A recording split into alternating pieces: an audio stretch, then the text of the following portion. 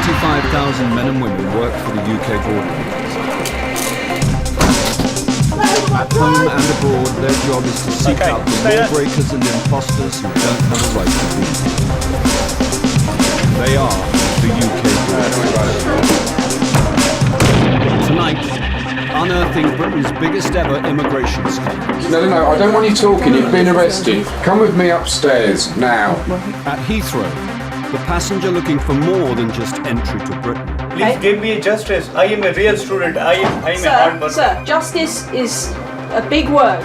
And tracking down the Indian holidaymakers who never went home. When did you come to the UK? 4 years ago. So your 6-month visit visa is well expired. Has been expired. Well expired.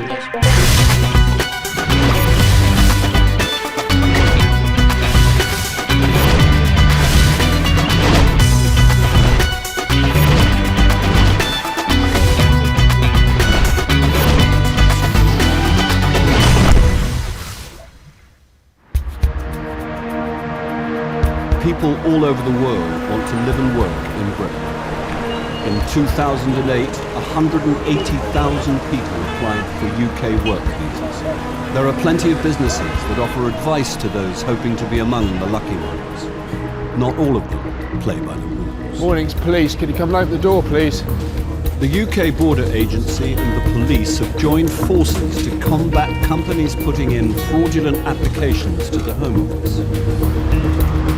This morning in West London, a team led by DC Andy Cornwell are planning a dawn raid. They are targeting a company owned by an Indian national called Jatinder Sharma. At the beginning, the intelligence was passed to us, and it suggested a chap called Jatinder Sharma was supplying counterfeit educational documents to the Home Office to enable the team believes Sharma is married to two women, Neelam We'll have a and little Raki. overview of what's happening. And that all three run a visa racket that has given thousands of people access to Britain who shouldn't be.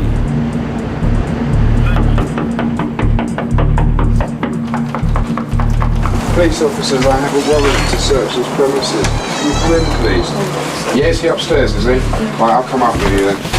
Hello there, sir. You Mr. Sharma? So if you come downstairs with us, I shall explain everything to you. Sorry. Sharma is a trained solicitor whose previous clients include the hook-handed Muslim cleric Abu Hamza.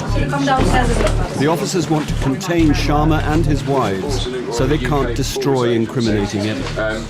I've got a warrant to search this address for forged and counterfeit educational documents, and also any articles that may be used to manufacture those documents.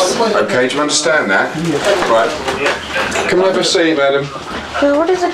What is your name? Raki. Raki, have a seat in that chair for us, please. DC Cornwell has something else on Can you have a seat over there? He suspects they've used deception to stay in the country. But my colleague's got something that he needs to say to each of you first. You're going to be arrested, okay, on suspicion of obtaining leave by deception. Me? Yeah. Do not say anything but harm offensive. Do not mention when questions are later in court. In fact, yeah, Julia, this is Neelam.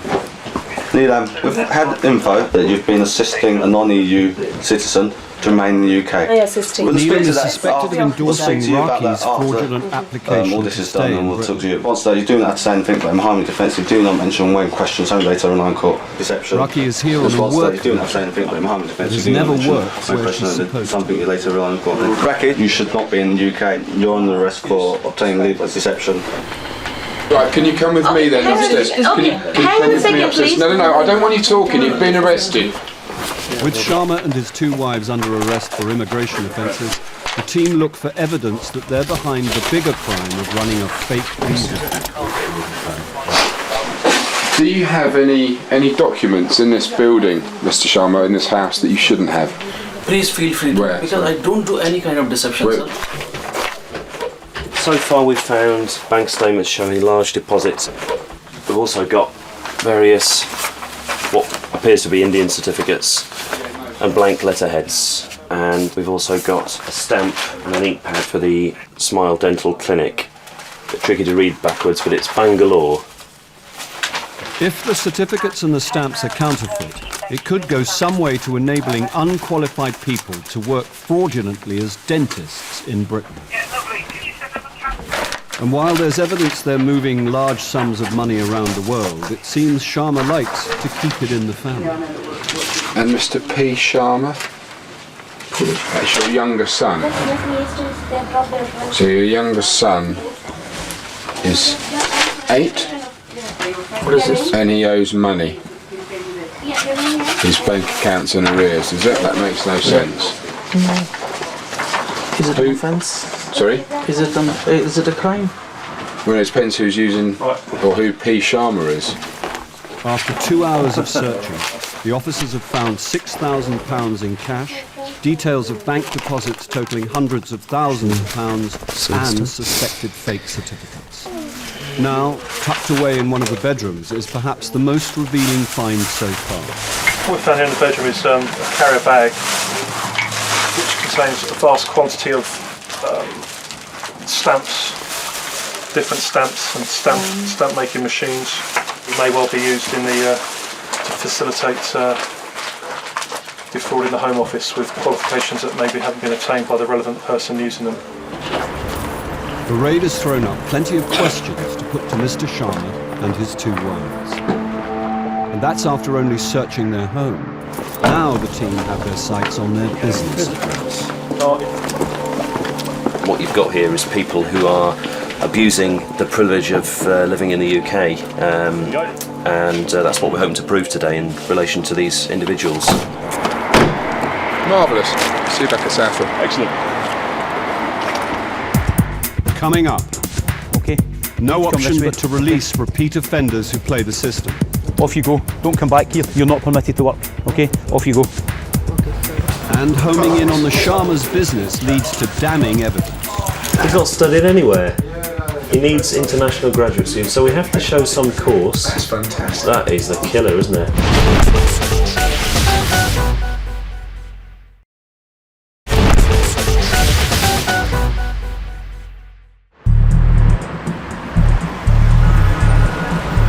It's estimated there are over 1 million illegal immigrants living in Britain. Many choose Britain because they believe it's a soft touch. They know the scams to stay on illegally and avoid deportation.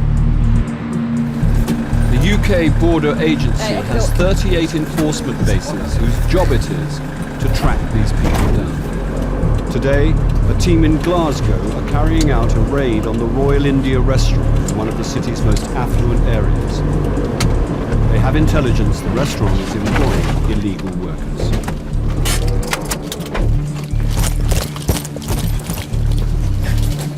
Hi there, from immigration, if you just see my colleague there. Hi there guys, from immigration, you want to put everything down for us please? Make your way out here, make your way out. Oh, there. The team find 5 workers and the owner of the restaurant. An employer must make checks on his staff to ensure they are allowed to work in the UK. He can be fined up to £10,000 for each illegal worker found on his premises. Now, once I've found out what's happening with my colleagues in relation to their questioning, then I'll sit and have a wee chat with you and we'll establish if they were working here or not, okay? First to be questioned about his immigration status is the waiter. What nationality are you, Sharon? Indian. Do you have a passport? I don't have any passport. You don't have a passport? How did you get into the country without a passport? I came and I lost my passport. You came and you lost your passport. When did you come to the UK? 4 years ago. 4 years ago? On a 6-month visit visa? On a 6-month. So your 6-month visit visa is well expired? Has been expired. Well expired? Yes. Okay. The scam of coming into the UK as a tourist and staying on to work has given this man up to 4 years of illegal employment. If his colleague was hoping to pull off the same trick, he wasn't banking on meeting the enforcement team so soon. And how long have you been in the UK? 2 weeks. 2 weeks. 2 weeks? Do you have permission to work? I don't know. How long have you been working here? Today. 1 day. For this Indian man found in the kitchen, an encounter with immigration while at work is nothing new. Do you have a passport? Why don't you have a passport? I am signature in your office, Ibrox. You're reporting to immigration at the moment. Why are you reporting to our office? Have you been spoken to by immigration before? Yes, Indian restaurant, Killamant Polo Club. this gentleman here was actually encountered by myself on a previous visit to a restaurant on the opposite side of Glasgow about 8 weeks ago. He was then arrested at that point and served papers as an illegal entrant. Those papers would have told him he's not permitted to work, so here we found him yet again working illegally. When the team arrested the worker last time, they could not find his passport and so were unable to remove him from Britain. All they could do was release him on bail. The documentation that was issued to you when you were last encountered by immigration must have told you you were not allowed to work. You're not permitted to work. I'm starting this morning. You're starting this morning? The men do not appear to be fazed by being caught working illegally. And this worker has a familiar tale to tell. I'm at a wee curry shop, Ashton. Ashton. Oh, wee curry shop? Wee curry shop. Last week? Before Tuesday. Tuesday? Okay, how long have you been in the UK? 9-10 years. 9-10 years. The man has also recently been arrested by the team, and he too was released on bail and told not to work. How long have you been working here then? Today. Today? How much you get paid? No pay. If the man is not being paid, he must be working as a volunteer. It's certainly a story the owner wants to promote. What's the point? Okay, so you don't pay him any money? No. What does it get? What does it get in return? He only came in today. I haven't paid him any money yet. Okay. No, that's fine. But would you be paying him any money if he was here tomorrow? No, I wouldn't. No. So what does he get in return for his employment? He says he's going to have a food. You know that. So he gets food basically, yeah. I know that, but I wasn't paying him anyway. He wasn't employed. Okay. Okay, Harvey. As the illegal worker arrested last week is already on bail, and the team still don't have the documents they need to remove him from the UK, all they can do is release Is him. your jeans and that as well? Shows how scared they are of us. Caught him last week. Yeah. We issued him a letter to the paper and say, look, you're not allowed to work, you're in the country legally. What does he do? He goes straight back out and get another job. It's Okay. How long were you intending to work for? Months? Years? No. Until you get caught, or? Here? No, 4 o'clock start today. Yeah, and that's it? You were only going to work today? Just today. Don't believe you. No more working? Okay? Yes. Time for you to go. Hello mate, that's Parveen Kumar off the premises. The man has now twice seen the consequence of getting caught working illegally. He knows that until the enforcement team get hold of his travel documents, it pays to exploit the system and to find another job. Okay, you need to come this way, okay? And to the frustration of the officers, the same goes for the other illegal worker already on bail. But the owner could be hit where it hurts with a potential fine so far of £20,000. Little wonder then that he claims the men were just visiting. Okay, so did you employ your want? No. Okay, so again, you was encountered in your kitchen dressed in chef white. They So probably wore the code, because they might think I might get dirty or something like that. But right, they wasn't even employed. okay, what's happened is if he's encountered on your premises and he's witnessed in your kitchen preparing food, he's working, whether that be in return of food or in return of money, okay? Okay, off you go. Don't come back here. Okay, so you're not permitted to work. Okay, off you go. The men already on bail may be free to go, but the remaining 2 suspected illegal workers may not get off as light. If they are arrested and the team find their passports, they could be removed from the country within days. That's where you live? 500 miles away, the UK Border Agency and the police continue their investigation into the Sharma's fake visa business. After a dawn raid, Jatinder Sharma and his 2 wives are brought to Southall Police Station. Evidence found in their house suggests they're involved in manufacturing bogus certificates for visa applicants. I think you're all aware that we were quite successful this morning. We've recovered approximately 50 to 100 stamps in all different sorts of identities and for all different sorts of companies, which tend to suggest the occupiers are involved in some sort of fraud or deception against the Home Office. And we've seized bank accounts which show that they're making money from their enterprises. I think some of the accounts have got 50,000, some have got 20,000 pounds in them. Jatinder, can you turn to your left, please, so you're facing that wall there? The officers have plenty of questions to put to the suspects, but first they want to look for more evidence. The team believe that crucial documents will be held at Univisas, the business Sharma runs with his wives Raki and Neela. We've just arrived at phase 2 of the operation. This is the business address of Univisas. This is where the 3 people who were arrested at the home address work. So we've got a search warrant to search this property. Again, looking for any items of documentation of interest, specifically immigration related. On the surface, Univisas is a legitimate legal firm giving advice to overseas applicants for UK visas. The team suspect it is a front for a racket producing fake documents to help thousands of people stay in the UK illegally. It isn't long before they discover just the sort of papers they're looking for. I'm excited about that, mate. Oh, yes. It looks as though these are applications for visas for Chinese nationals to come here and study English. That's what it appears to be anyway. It's not something that a genuine student should need, any kind of immigration advisor.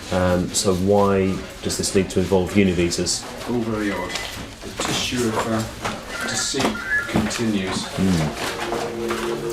In another room, there's more damning evidence with potentially alarming implications. Another stamp for a company, obviously to legitimise fraudulent documents. As we found at the home address, you've got there's like fraudulent documentation for dentists and doctors, etc. If these people are successful, it does make you wonder: are these people working illegally in the medical industry? Are they looking after vulnerable people? The apparent scale of Univisas' activities is even greater than the investigation team had suspected. And now, after a 3-hour trawl, the officers find evidence that leave little to the imagination. Sharma has emailed a supplier of fake educational documents on behalf of a client who wants to stay in the UK. Fantastic, isn't it, Dave? Here we go. This is a little shopping list. We need a PG diploma for the following candidates. Oh, we need ASAP. He's not studied anywhere. He needs international graduate students, so we have to show some course. That's fantastic. That is the killer, isn't it? He's very fussy and wants some accredited UK qualification. Oh, fantastic. He's clearly paid a bit more money for that. That's what we've been waiting for, isn't it? Brilliant. He's not studied anywhere. He's been in the UK for 3 years, but his leave is running out, so he needs to get onto the IGS, is the International Graduate Scheme, and this is a scheme supposedly to keep quality graduates in the UK. They can switch into employment, so we have to show some course. Might be a diploma in business administration from July 05 to October 6, and then the postgraduate diploma. So clearly that's a request for a certificate so that it matches in with a fictional study history. But in the first sentence there, hasn't studied anywhere, so it's a lie to facilitate the person's permission to stay in the country. Combine that with the stamps that they've got next door and the stamps from the home address, I think he'll be serving a long time in prison, quite honestly.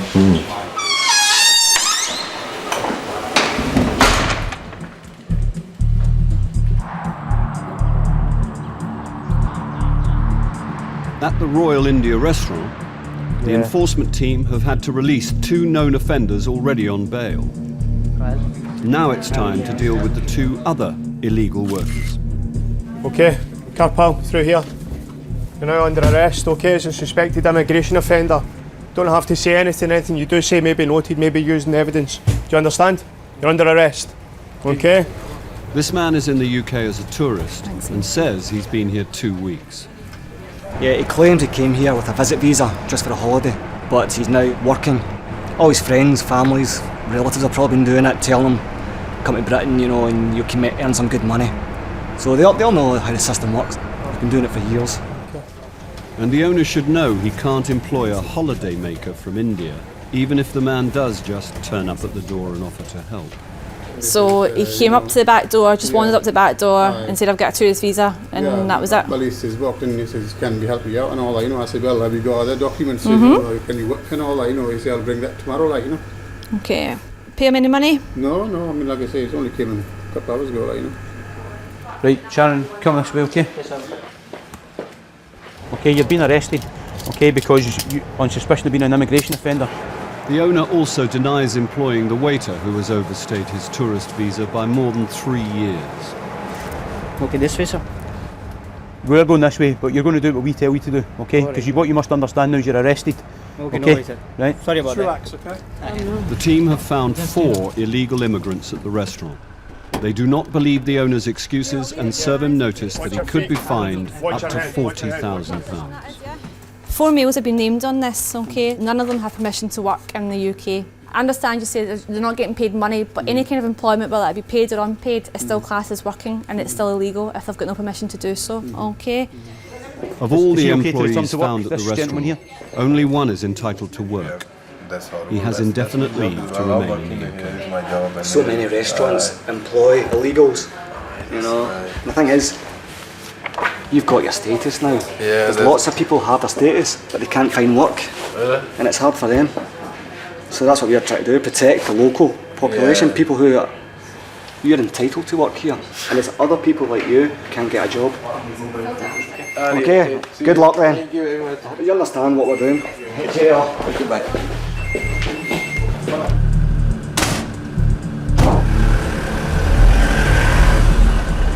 The team don't want to have to release on bail the 2 men they've arrested today, but in order to detain and remove them from the country, the officers must find their passports.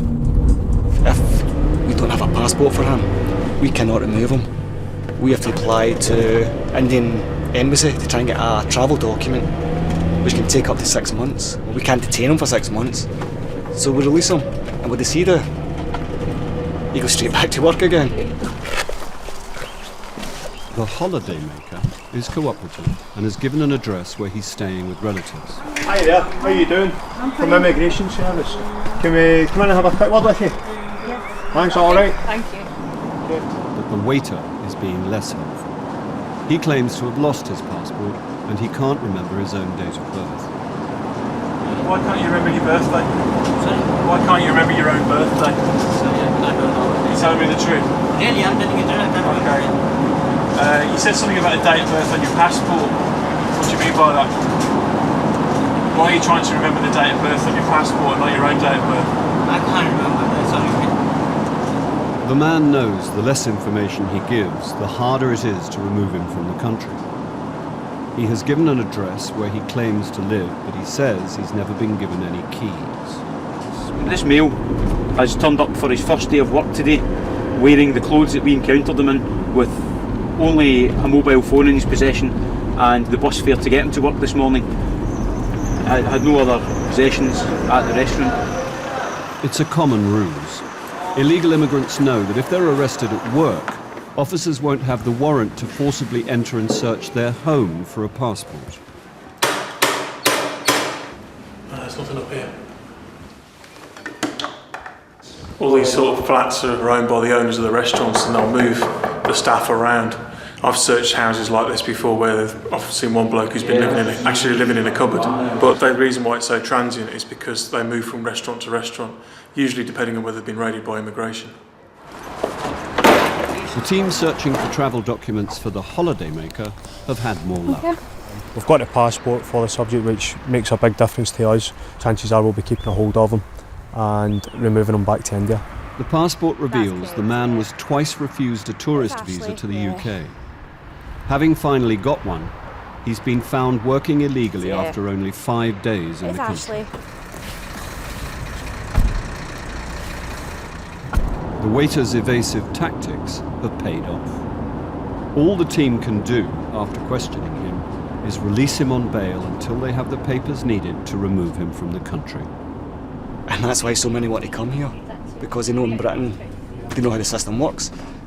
And, you know, it's not a good advert to deter people who aren't British not to come here, you know. Okay, Carpal, watch out. The holidaymaker is detained for 6 days before being removed back to India. For employing 4 illegal workers, the owner of the Royal India restaurant is fined £20,000. Coming up, the passenger at Heathrow with something to declare. I have to follow the rules. Yes, you have followed the rules, but the college has given me a deceit to me. And a setback for the team going after the Sharma's missing millions. 30k, yeah, remitted by Neelam to India while they were in custody. That's not good.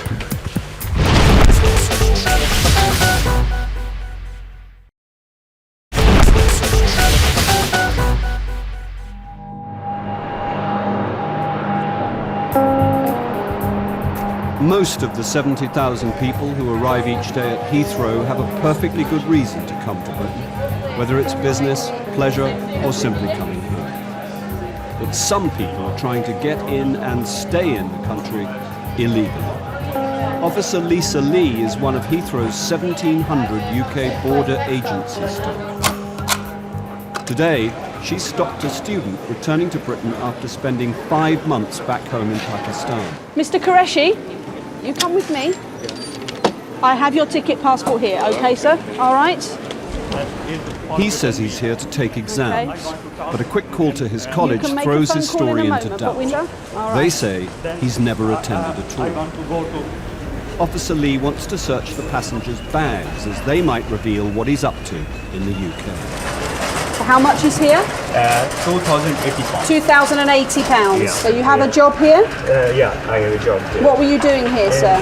Minicab office is a controller. Controller in a minicab office. Yeah, it's As a student, the man is allowed to work, as long as it's only part-time. He's adamant his main reason for being here is to study.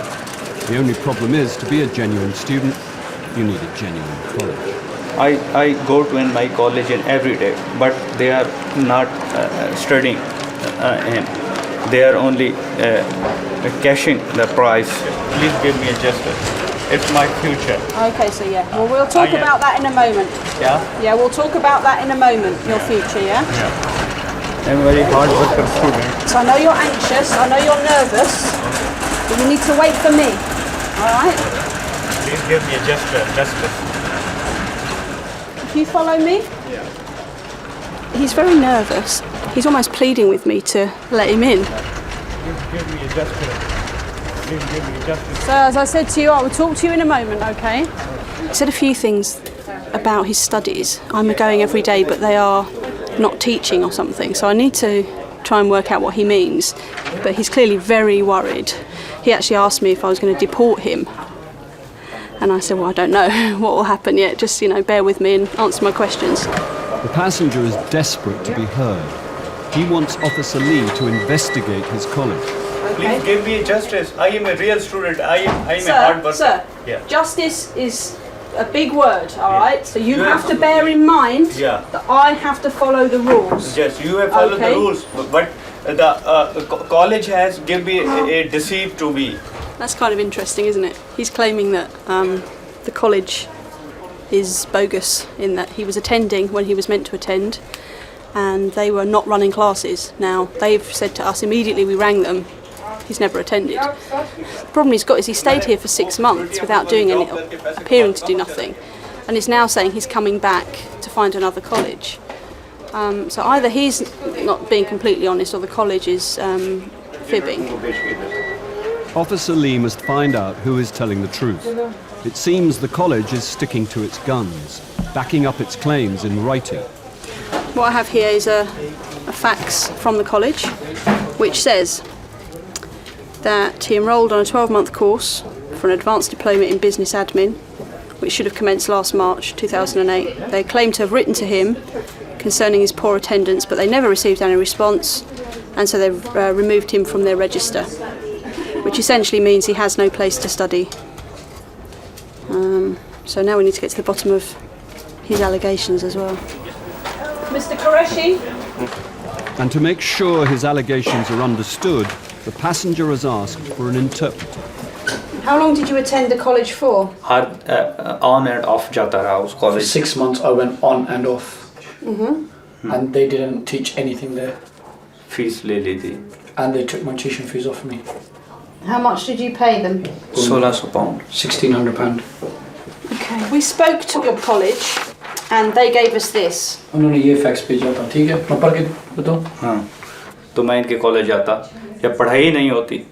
He said, I'm saying to you, you investigate this college. और मैंने इनका कोई letter receive नहीं किया. There are absolutely no classes that go on, and I haven't received any letter from them. Okay, the difficulty I have is that you were here for 6 months and you did nothing about this college. ख़त्म ही ना करा दे. They had my money, और ये मुझसे ज़्यादा पैसे और मांग रहे थे. and they were asking me for more money. I didn't have any further access to any funds, and I was afraid that they were going to report me to the Home Office and removed me. When you arrived today, you told me that you were coming back to continue your studies and that you would take exams in March. Why would you say that if you're not going to attend that college? Study करूँगा ये मुझे ना रोके. Eventually, I would have enrolled at a different college, but in the meantime, I didn't want to be stopped by immigration. So you lied? हाँ जी ma'am. Yes, I did. So you sought to secure your entry to the UK by employing deception? करता और मैं क्या If I had no money, I had no other way. सारी life मेहनत पे गुजरी है. I've always worked hard. मेरे फादर किडनी के ट्रांसप्लांट पेशेंट हैं. My father's a kidney transplant patient. और my mother is old. And my mother is old. मैं उनका अकेला बेटा हूँ. I'm their only son. मेरे बाप को हार्ट अटैक हो जाएगा. He goes, in any sense, I'm not going to go back because my father will have a heart attack. क्योंकि मुझे वो बर्बाद मत करें, मेहरबानी करें. He's saying, don't ruin me, help me. If the passenger is to avoid being sent back home, he needs Officer Lee to believe his allegations. Come on, follow me. And to accept that he's here to find a new college. Jatinder Sharma and his wives, Neelam and Raki, have been in custody for the last 6 months awaiting trial. They are accused of submitting fraudulent visa applications on behalf of foreign nationals hoping to work in Britain. DC Cornwell and his team have sifted through 90,000 seized documents and have unearthed the biggest immigration scam ever seen in this country. Sharma and his wives forged papers to secure visas for more than 1,000 people through their company, Univisas. Univisas have generated income tax return forms, they've generated education forms, and they've also generated pay slips and employment records. And there's proof the rubber stamps found at the Univisa's office have been used to endorse the bogus documents. So that's the stamp, Office of the Joint Income Tax Officer, which is this stamp here. Now our scientists have studied that impression and the stamp, and they've concluded that there is no doubt the stamp has made that impression. Univisas charged would-be foreign workers up to £4,000 a time for fake documents to back up their applications. The police believe the company may have raked in more than £3 million, most of it still unaccounted for. It's down to DC Andy Cornwell and DC Simon Prothero-Jones to track down the missing money. Today they are at court where Sharma, Raki and Neelam are due for a plea hearing. All three have already pleaded not guilty, but they have good reason to change their minds. The judge has made it clear that today is the last day that a discounted sentence is on offer, and without a doubt for all the defendants, any discount which they get from an early plea is going to be substantial. We are talking years off their sentence. As a result of that, things are getting fairly heated in there between the defence teams and the prosecutor. It is very fraught, but there's a lot at stake. Raki and Neelam stick with their pleas of not guilty, but Jatinder Sharma tries to strike a deal with the prosecution. He's willing to plead guilty on one condition. He was prepared to plead guilty provided we excluded his house in Southall from any sort of cash confiscation. That kind of set us thinking, really. Why is he so concerned about his house? It led us to sort of muse that perhaps there's a load of cash stored somewhere in that house, which is why he doesn't want the house the subject of any confiscation. And the hoodie bar, the enforcer. The only way to find out is to go back to Sharma's house to take a closer look. And it would appear that their business over the 18 months it was running has turned over probably £3 million. Now if you look at that and we say maybe £1 million of that has gone in expenditure over the 18 months, we've frozen assets in their bank accounts of 400,000, so that leaves us short 1.6 million. We've got a warrant to search the address, okay? The reason we're back at the home address today pretty much is that we're looking for anything which could have been missed. It could be as simple as a big pile of money underneath the floorboards. It could be bank documents relating to an account which we didn't know, accounts, shares, stocks in somebody else's name, anything which is going to lead us to the outstanding funds. I still think there's a lot more money in this house somewhere, so we're going to go back in, lift floorboards if we have to, go up into the loft, lift the insulation, just absolutely every nook and cranny. You've got to look around at the house around us. It's a state. Here's a man that had hundreds of thousands of pounds in the bank. This one house, with a very limited amount of equity in, is what he's desperate to keep hold of. Why is he so desperate to keep hold of a house which is literally filthy and falling down? You know, I mean, Ripping out floorboards and insulation doesn't reveal the cash the team are looking for. Oh, oxygen, fresh air. I don't know about An opening post addressed to Neelam unearths bank accounts the team didn't know about. Punjab National Bank. We found a bank account in the name of Neelam. This account, which we weren't aware of up until now, contains just over £20,000. So that's of interest. And again, there's another 40, 50, 60,000 pounds at least. So she alone has the best part of £250,000 in her bank accounts.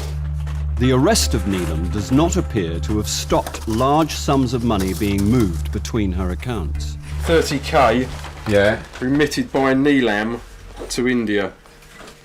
So that explains we're another 30,000. Well, 30,000 on this one statement. transferred into another of her bank accounts, or? Yeah, interesting though. The last one was on the 17th of the 12th, 08. 17th of the 12th? Yeah. While they're in custody. While they were in custody. That's not good. Even though Neelam has been in prison awaiting trial, some of the illegally gained money in her accounts has been squirreled away in Indian banks. But there is still over £1 million missing.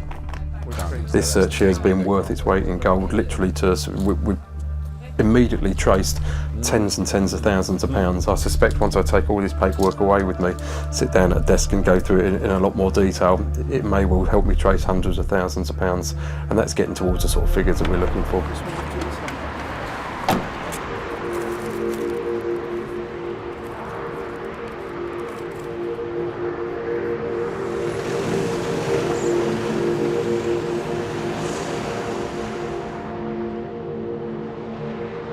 We've had a fantastic result, really. I'm pleased. Jatinder's pleaded to absolutely everything. I know he's guilty, he knows he's guilty, he's finally done the decent thing and admitted it. There is a real sense of satisfaction of actually seeing Jatinder stand in the dock in the court and finally admit his guilt. You know, he has done all of this stuff wrong, he's lived a good life out of it, he's made an enormous amount of money. Hugely satisfying, but still a lot of work to do. The officers still have the painstaking job of preparing for a trial. It will be for a jury to decide whether Raki and Neelam helped Sharma to perpetrate Britain's biggest visa scam. Coming up, things get desperate for the Pakistani student at Heathrow. Please help me. I can't do anything, sir, okay? The rules are there for a reason. And the verdict is in for the Sharks.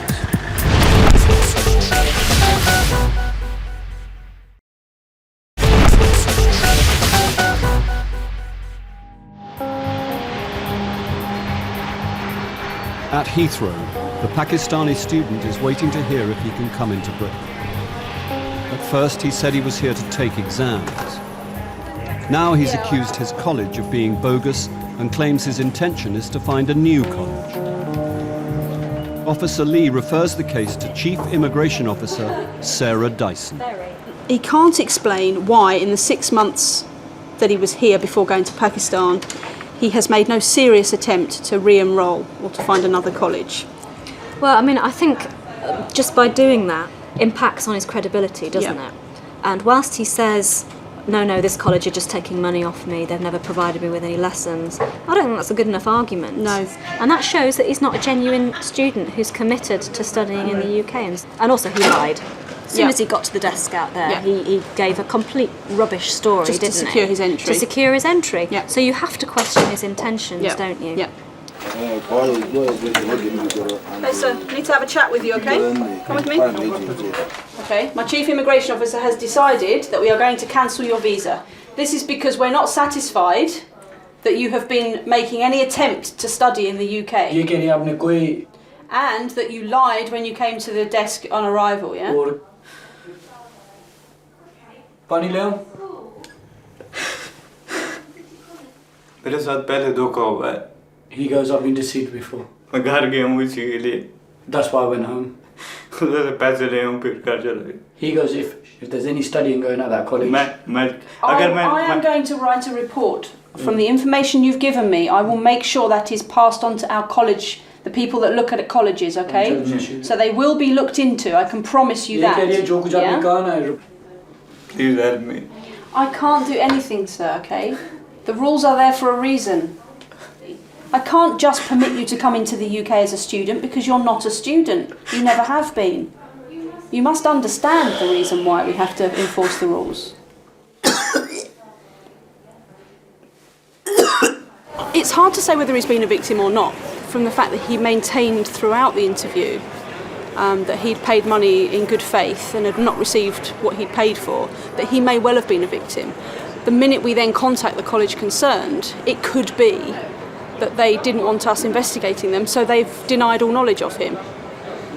Who's to say who's telling the truth and who isn't? It's just the bare facts are that he didn't study when he was given a visa to study. That's why it's been cancelled. The passenger was detained overnight and put on a flight back to Pakistan the next day.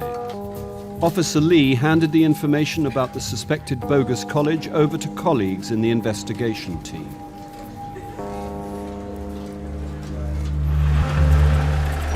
It's been more than a year since the UK Border Agency and police raided the offices of Univisas and discovered fraud against the Home Office on a massive scale. Company boss Jatinder Sharma has already pleaded guilty. Well, Alice, one of the many striking things about this case is the arrogance of the man who ran the scam. He was so confident he could get you into this country illegally. He offered clients a no-win, no-fee option. Today, after a 4-week trial, the jury is expected to deliver their verdict on Sharma's wives, Neelam and Raki. Raki, she's offered a number of defences. You know, if one fails, we'll try the other. If that fails, we'll try the other. First of all, I didn't know anything about anything. But then, if I did know, or if the jury believe I did know about it, then I'm going to offer a defence of marital coercion. Neelam's defence is just, at the time, I wasn't aware of any wrongdoing. If it happened, and she has kind of accepted it did happen, then it's down to Raki and Jatinder. It's for the jury to decide if they're telling the truth. By gambling on a trial, the women risk receiving tougher sentences if found guilty. It takes 4 days of deliberation before the jury reaches a majority decision. We've had a brilliant result today. We've now had all verdicts returned on Raki and Neelam. Neelam was convicted on the money laundering charge. Raki was convicted on everything, all of the charges against her. We've just come out of court. Jatinder's been in the dock with them, and all 3 have been sentenced. The jury accepts that Neelam was not behind the fraud, but she is sentenced to 4 years in prison for laundering some of the £3 million that poured into Univisas. Raki conspired with Sharma to defraud the Home Office by submitting bogus visa applications. She is sentenced to 8 years in prison. Jatinder Sharma is given credit for his early plea and is sentenced to 7 years. Thanks to their criminal activity, there could be thousands of people in the UK who are not entitled to be here. Univisas is obviously an immigration consultancy. There are hundreds of those operating throughout the capital and throughout the country, and a lot of those will be running similar sort of scams. So what we've really dealt with over the last 12, 13 months is I believe, the tip of the iceberg.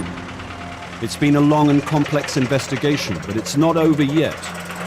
There's still the missing money to track down and seize. As for Jatinder Sharma and his 2 wives, they'll be deported to India after they've served their sentences.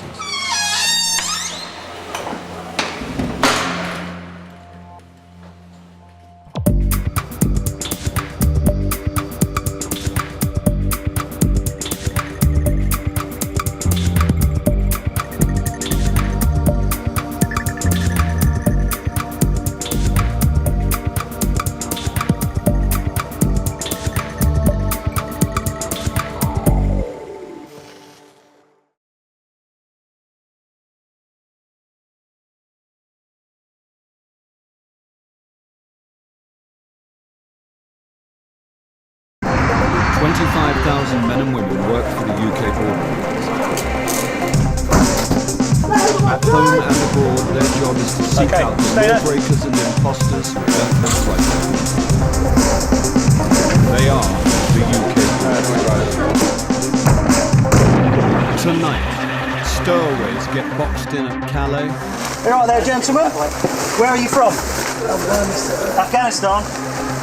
Illegal workers with incredible stories. You say you arrived last night on a lorry and you walk straight in here to a job and he says he's 15. And a bad reaction to being stopped at Heathrow. I've never been violated. My clothes have never been thrown out. You're not going to calm down and put it back in the holding room. Now you're talking to me. I've been here since 11 o'clock.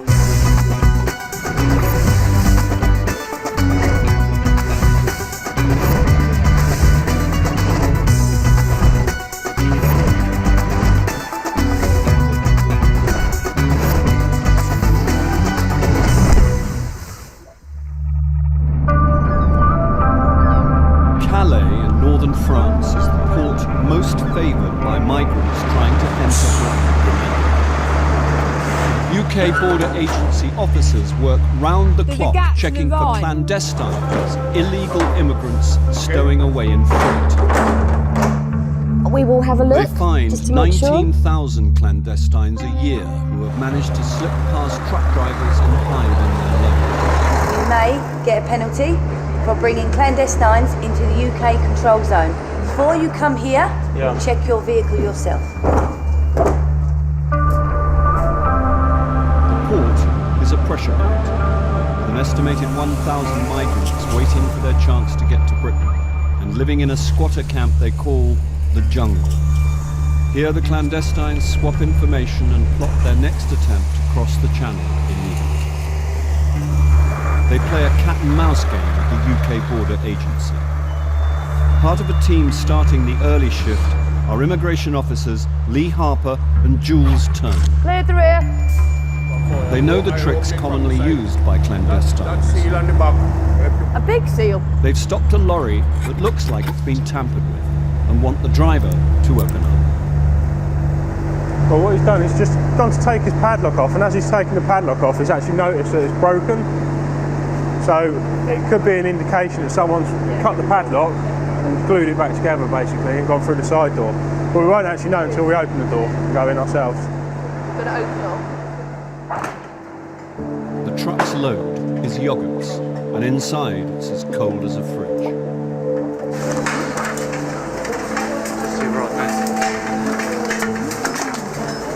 Good morning.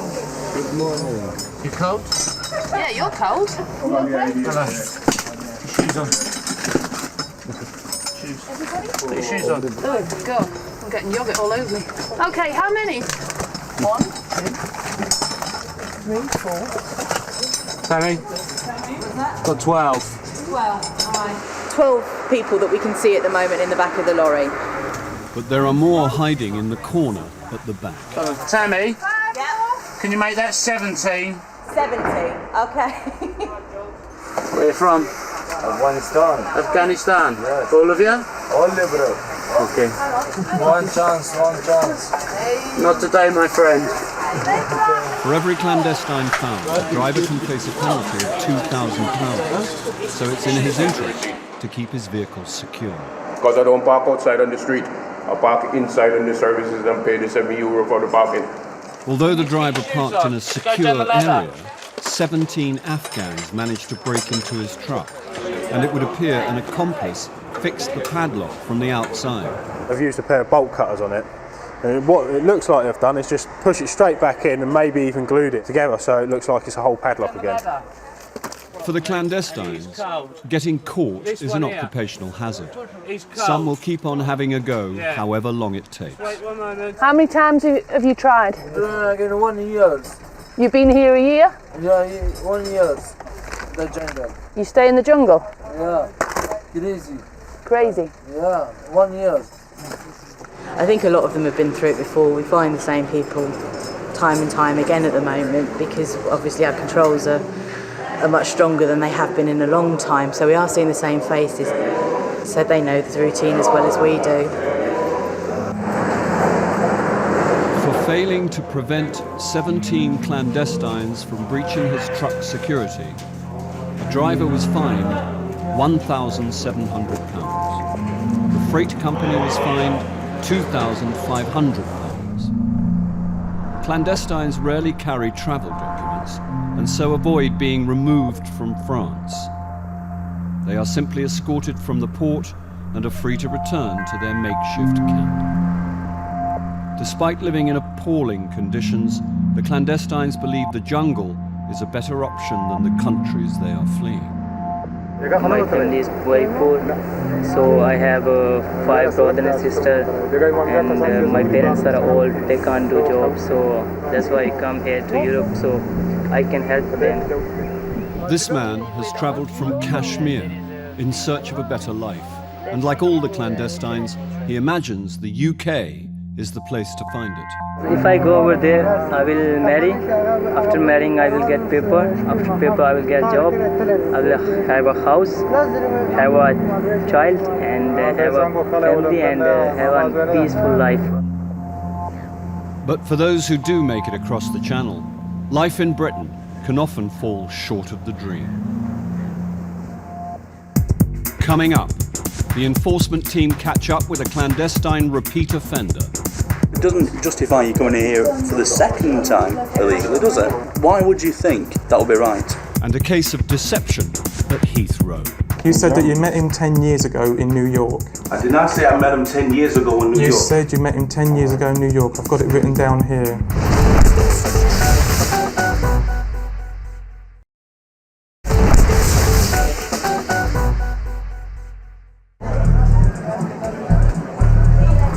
The UK Border Agency man all entry points into Britain to make sure only legitimate travellers get into the country. But some get through illegally, and many visitors stay longer than they should. It's estimated there are up to 1 million illegal immigrants living in the UK. Today in Stoke, an enforcement team led by immigration officer Phil Arthur is planning raids on car washes believed to be employing illegal workers. This morning we're going to car washes, all very local to the office here. The first of which is Bubbles Hand Car Wash. When we enter, straight in, and it's going to be very dynamic, guys. We want to get right out of the vehicles and straight into them. Okay, thanks ladies and gentlemen, see you out there.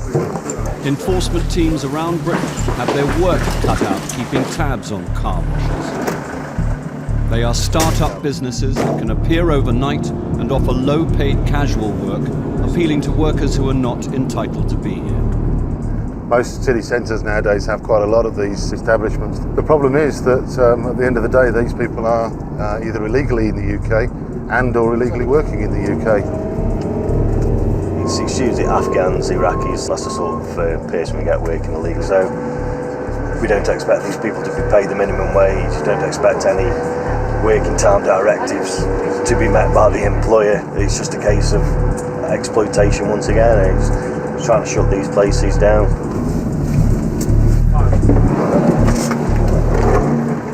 A car wash is the kind of place clandestines who've beaten the checks at Calais can end up working. It can be a far cry from the life they hoped for in England. Watch your feet, Carl, and they're slipping, mate. Hello there, sir. How are you? We're from immigration. Okay, we've got a warrant issued by the courts to be here this morning. We just need to establish your identity, nationality and status in the UK, all right? There are 3 employees. If they have the right to work in the UK, they should be known to the Home Office. Okay, you come this way then. When were you born? Yes, Pakistan. Are you illegal or illegal in the UK? Legal. You have a visa? Yeah. I am stay here in this country. Yeah? Checks against the database confirm this man has a British wife and is allowed to work, and that his Pakistani colleague has indefinite leave to remain in the UK.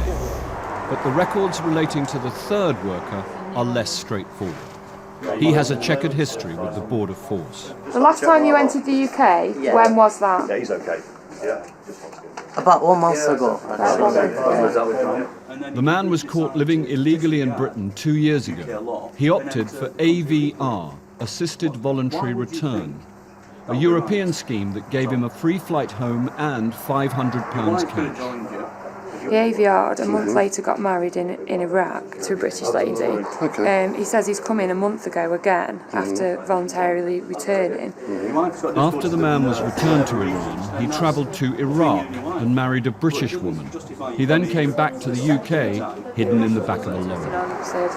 How did he come in? Did he say he told us Illegally. okay? Yeah, He came in illegally, even though he's married and he's... Yeah, he apparently he's applied to come in legally and not been allowed. Right. So he's come in illegally. So he's coming in illegally and he's living with his wife at He's this moment living in with time. his wife in Silverdale. Officer Sean Flaherty wants to know why the man took AVR only to come back again as an illegal entrant. We have laws for a reason.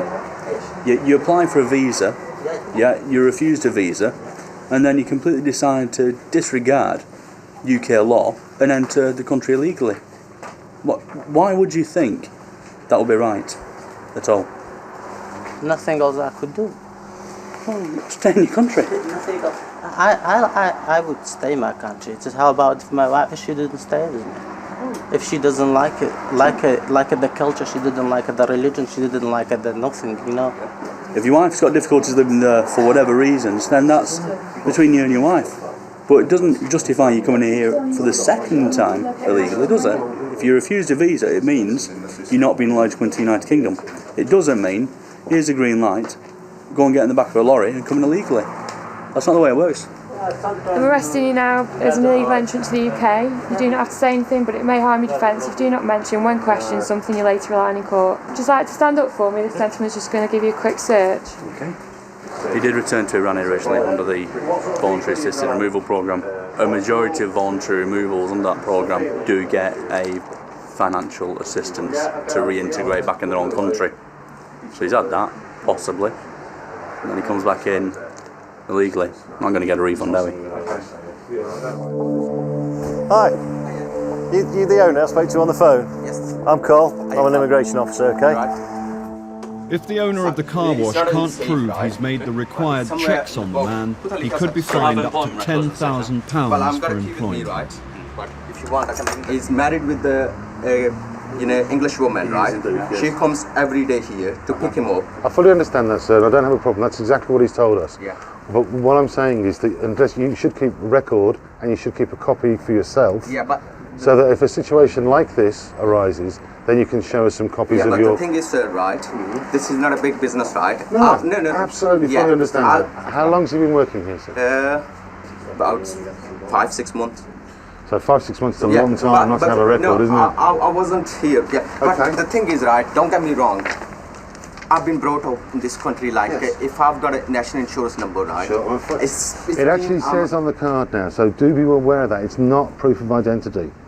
Okay? Yeah. Okay, sir. Thank you very much for your time this morning. The owner of the car wash was fined £5,000 for employing an illegal worker.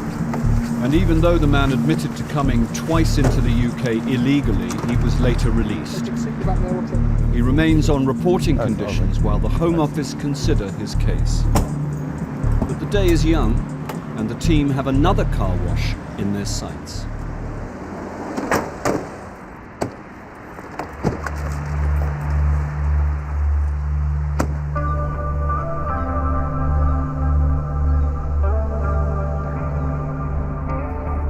In Calais, hundreds of migrants gather near the port and live rough in the jungle, their camp in the woods outside town.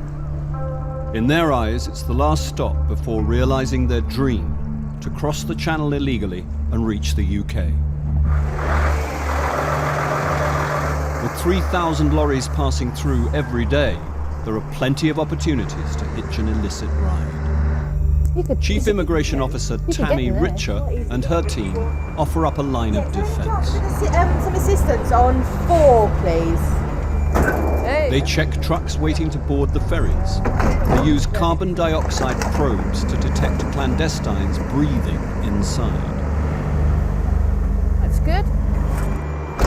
Officer Richer gets word that colleagues have found some clandestines. How many have you got? 7. A high CO2 reading gave them away, hiding in a consignment of alcohol.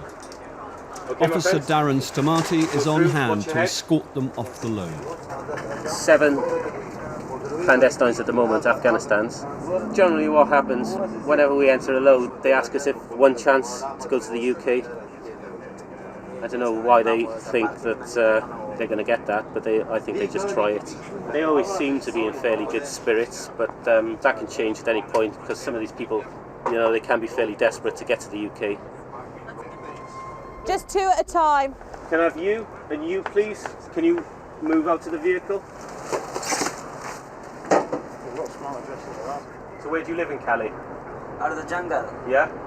Yes. Under the tree. You know a tree? Under the tree? Yeah. In the jungle? Yeah. 2 more? Okay. There's just this belief that in England, it's just a place they all seem to want to go to. They're not happy to stay here. They just want to go to England. Yes. Why do you want to go to England? Because problem in Afghanistan, very big problem. Right. Yes, sir. Very. So why England? Because I want to get knowledge in England. This is You want to get knowledge? yes, sir. Study in England. Okay. Yeah. Don't you think you can get knowledge in France? Yes, sir. They are not allowed to stay here, stay here in France. Okay. The situation in France is not good, sir. The belief is in England it's easy to stay for a longer period of time. There's work there, whereas in France, I think they have an understanding they don't get to remain in the country for too long. They're happy to sort of live rough and just try and make a play for the UK. Okay, my friends, go through, watch your head. Yes.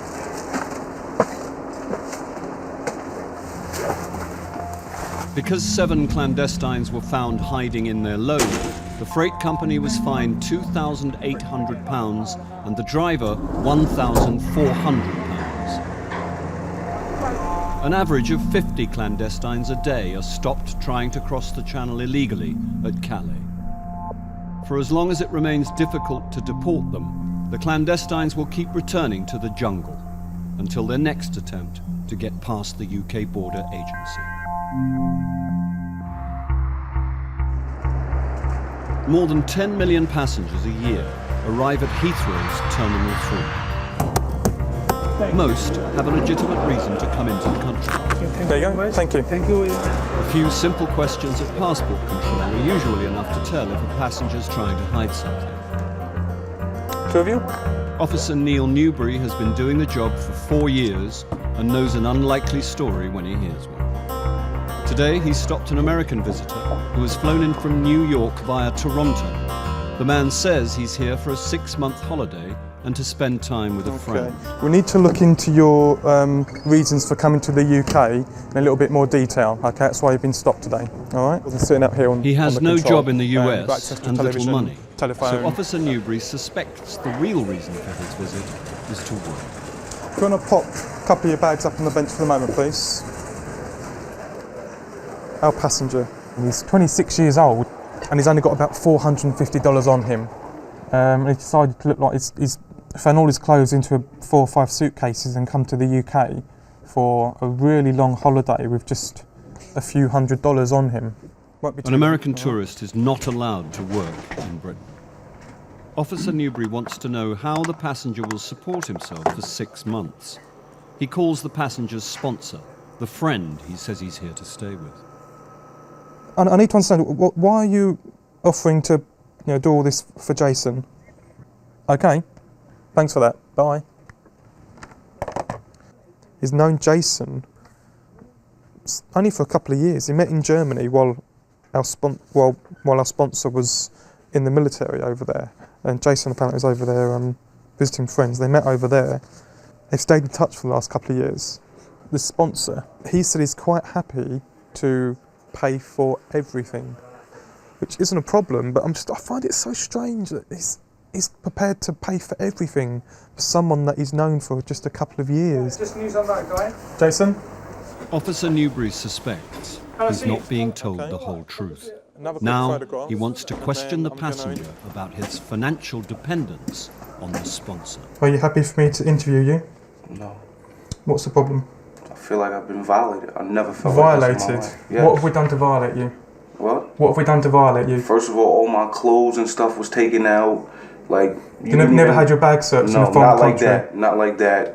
my wallet. Everybody's been going through my wallet. On this occasion, you're asking to spend a lot of time in this country, okay? And you don't have much money with you. I wasn't. How do you know how much money I have in my account? I don't know. That's what I'm going to start asking you now. So, are you happy for me to interview you? No. But I'll answer the questions. I'm telling you that I'm not happy. But I understand you're not happy, but are you prepared to be interviewed by me? Yes, I'm prepared. Okay, can you just tell me why you've come to the UK today? You know, a lot of things been going on at home. I just lost my grandfather. I don't come from a good upbringing in my neighborhood. My friend's been killed and all of that. So I just want to take a vacation. Where will you stay while you're in the UK? With Will. He's a long-time friend of my family. How long have you known Will? So I've known him over 10 years. Do you remember where you met him? I met him in New York. That's where I'm from. He's told us he's going to be supporting you for up to 6 months while you're in the UK. Yeah. Why does he have to support you? I mean, whatever he's going to pay for, that's on him. But I got my own money. Will also told me that he's only known you for about 2 years, not 10 years. And he met you in Germany in 2007. Now you've told me that you've known him for 10 years and you met in New York. So I'm a bit confused there as to... I've known him for a while. I've known Will for a while. 10 years? Maybe not 10 years, okay. Maybe not 10 years. Where did you meet him? In Germany. You said you met him in New York. I've met him in New York. He's been in New York before. Yeah, that's not what I asked you. I asked you, where did you first meet him? You said in New York.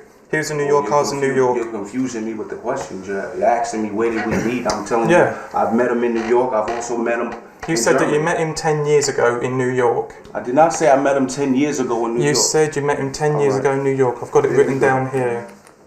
That's one of the issues that we've got here. I'm trying to work out what these discrepancies are between yourself and this gentleman who's prepared to support you financially for the next 6 months. I've been to Germany, I've been to Stockholm, I've been to different places, and I've never been violated. My clothes have never been thrown out. You put all my stuff out, then you told me to put all my stuff there. I'm waiting around. No one offered me anything until I got up in the room over there. No one's talking to me, no one's telling me nothing. I'm talking to you now. Now you're talking to me. I've been here since 11 o'clock. You're not going to calm down. I'll put you back in the holding room. I need to confirm the discrepancies between yourself and Will, okay? That's the issue, one of the issues here. All right, I don't know Will for 10 years. I've only known him for a short period of time, for a couple of years, that's it. You say you met in Germany? Yes.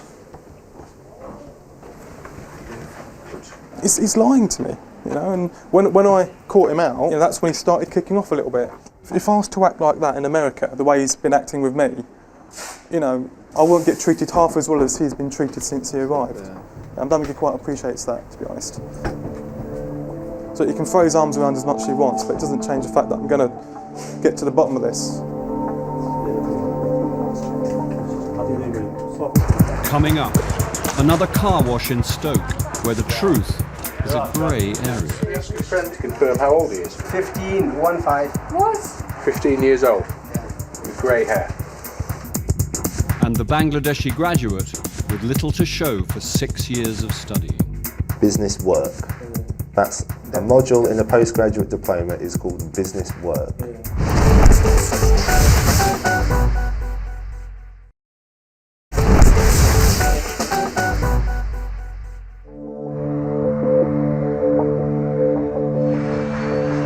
At Heathrow, the American who's arrived for a 6-month holiday is waiting to hear if he'll be allowed into the UK. The passenger and his sponsor are telling two very different stories. Officer Newbury updates his boss, Sarah Dyson.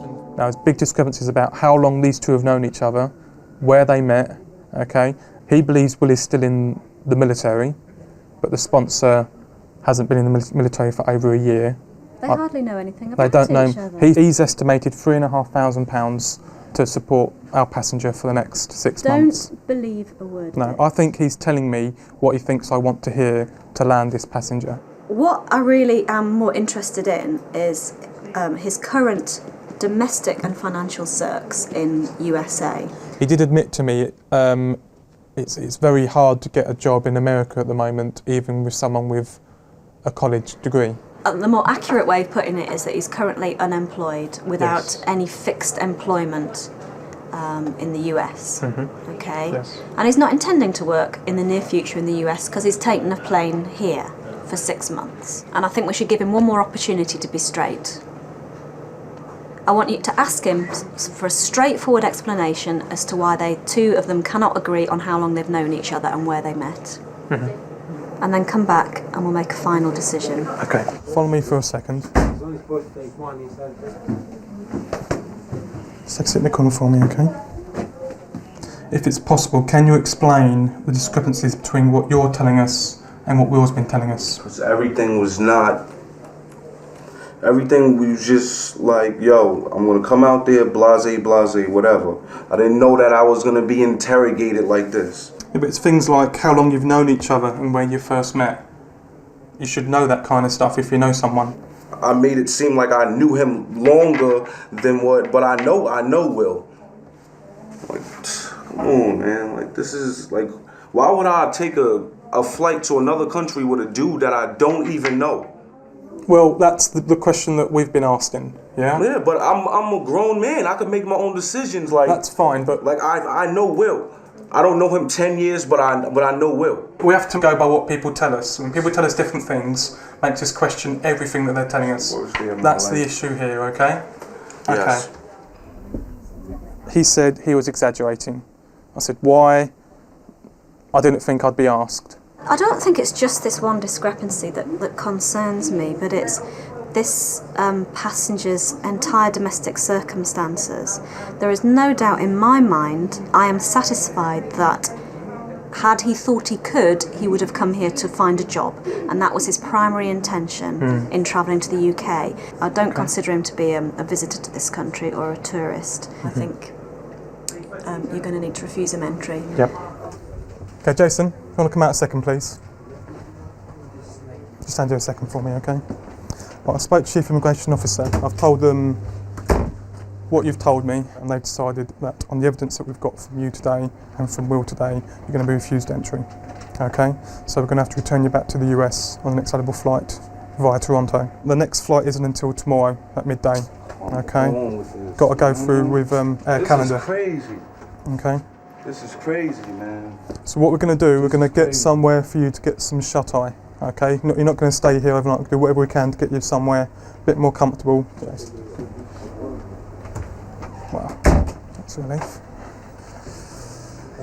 The passenger was held in a detention centre overnight and put on a flight home the next day. All right.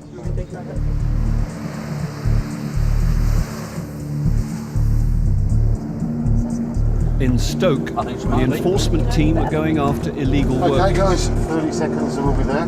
They've already made one arrest. Now they're about to surprise the employees of a second car. Yeah, no worries. Morning.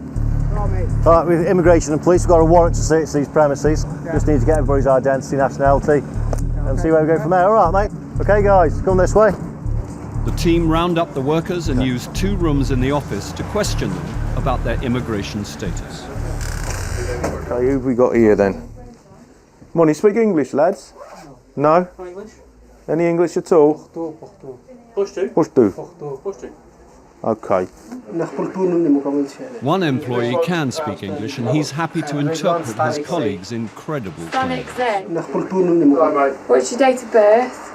He says, I don't know the day, but he says I'm 15 or something. He's 15, 16, something like that. 50? No, 50. 15. 50? 15, 1-5. What? He says that. Alright then. Can you ask him what country he's born in? He's from Afghanistan. Can you ask your friend again to confirm how old he is? Who? Huh? He says 15. 15 years old? Yeah. With grey hair? With grey hair. Can you just ask him his address for me? He said, I've just come last night. Can you just ask him how he got here to the UK? He says, I've just come from to Colors from here and the lorry. Yeah. In a lorry? Yeah. Next door, another Afghani worker is being checked out. Can you just ask the lad here, Sorry? what's his date of birth? And it appears a common theme is emerging. He says I'm 15. 15? Yeah. When did he arrive in the UK? He says I'm coming last night. And you say you arrived last night on a lorry, and you walked straight in here to a job first thing this morning? We've struggled to get a Pashto interpreter, so we've using the gentleman here who's been very helpful. We're speaking to this lad here, but he claims to have arrived here last night in the early hours of the morning on a lorry from France. And he says he's 15. Me? I'm arresting you on suspicion of entering the UK without leave. You don't have to say anything, but you may harm your defence. If you don't mention, when questioned, something which you later on in court. You are now, Ismail, you are now under arrest. Both men claiming to be 15 are arrested as they've admitted entering the country illegally. As they're claiming to be children, their ages will have to be assessed by the social services. We'll just take that as written. One of the remaining workers is a Pakistani national who is here on a student visa. However, he admits he is not doing any studying at all. Claims he's only started working here today, so he's working but not studying.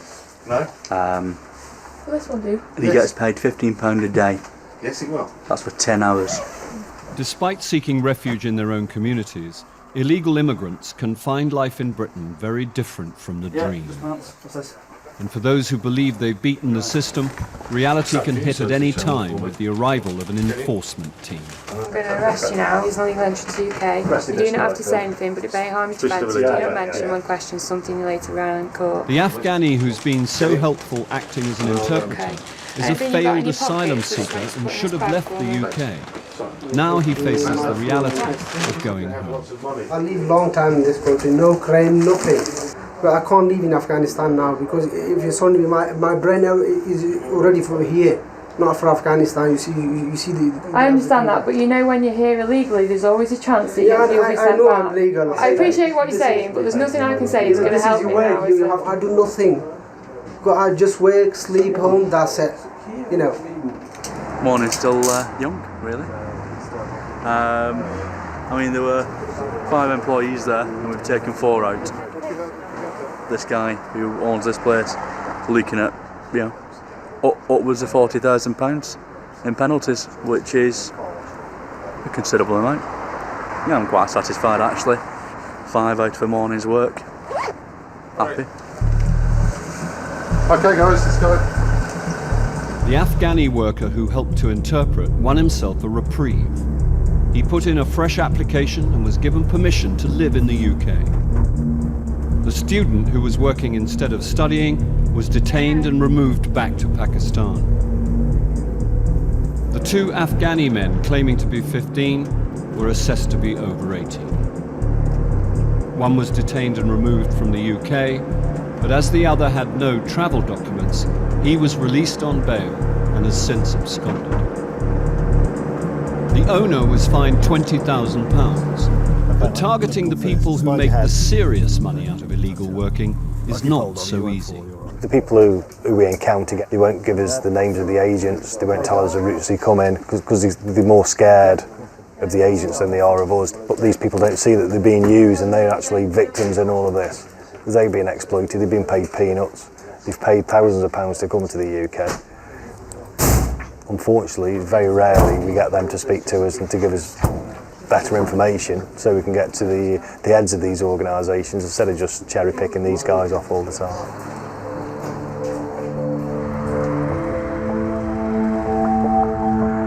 At Heathrow, a Bangladeshi man has been stopped at passport control after flying in with his new wife. If you can just break down your colleges for me.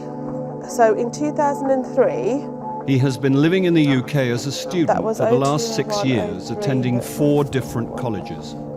But 3 of the 4 colleges are now known by the UK Border Agency to be bogus. Before his colleges were exposed as fake, the passenger got a place on the International Graduate Scheme, which allows him to work. Has my colleague explained the situation and the reasons that we've detained you? Officer Tim Weatherall takes on the case. The problem that we have. He wants to find out if the man's qualifications are genuine. He's aware he's in a bit of trouble, hence why we've stopped him. I would imagine that from the point of view as them as a couple, they're probably quite worried about the fact they're going to be separated, but you know, if she qualifies for entry, she will be allowed to proceed. There's a lot at stake for the couple. The wife is eligible to enter the video, UK. is it, yeah? She is American, and this is her first time here. Just head round this way. And she doesn't want to be without her new husband. At the moment, if you wish to stay in here together, you can, or you can either proceed downstairs or you can wait outside. Okay, but I'm going to let you know now, if it's the case that you are refused entry after we've done our investigations, you won't have a choice, okay? You will be landed and you will be refused, so you won't be able to stay together. I would suggest that you prepare for the worst case scenario, if that is appropriate, and then you work out what you're going to do. Because at the end of the day, that's your decision, yeah?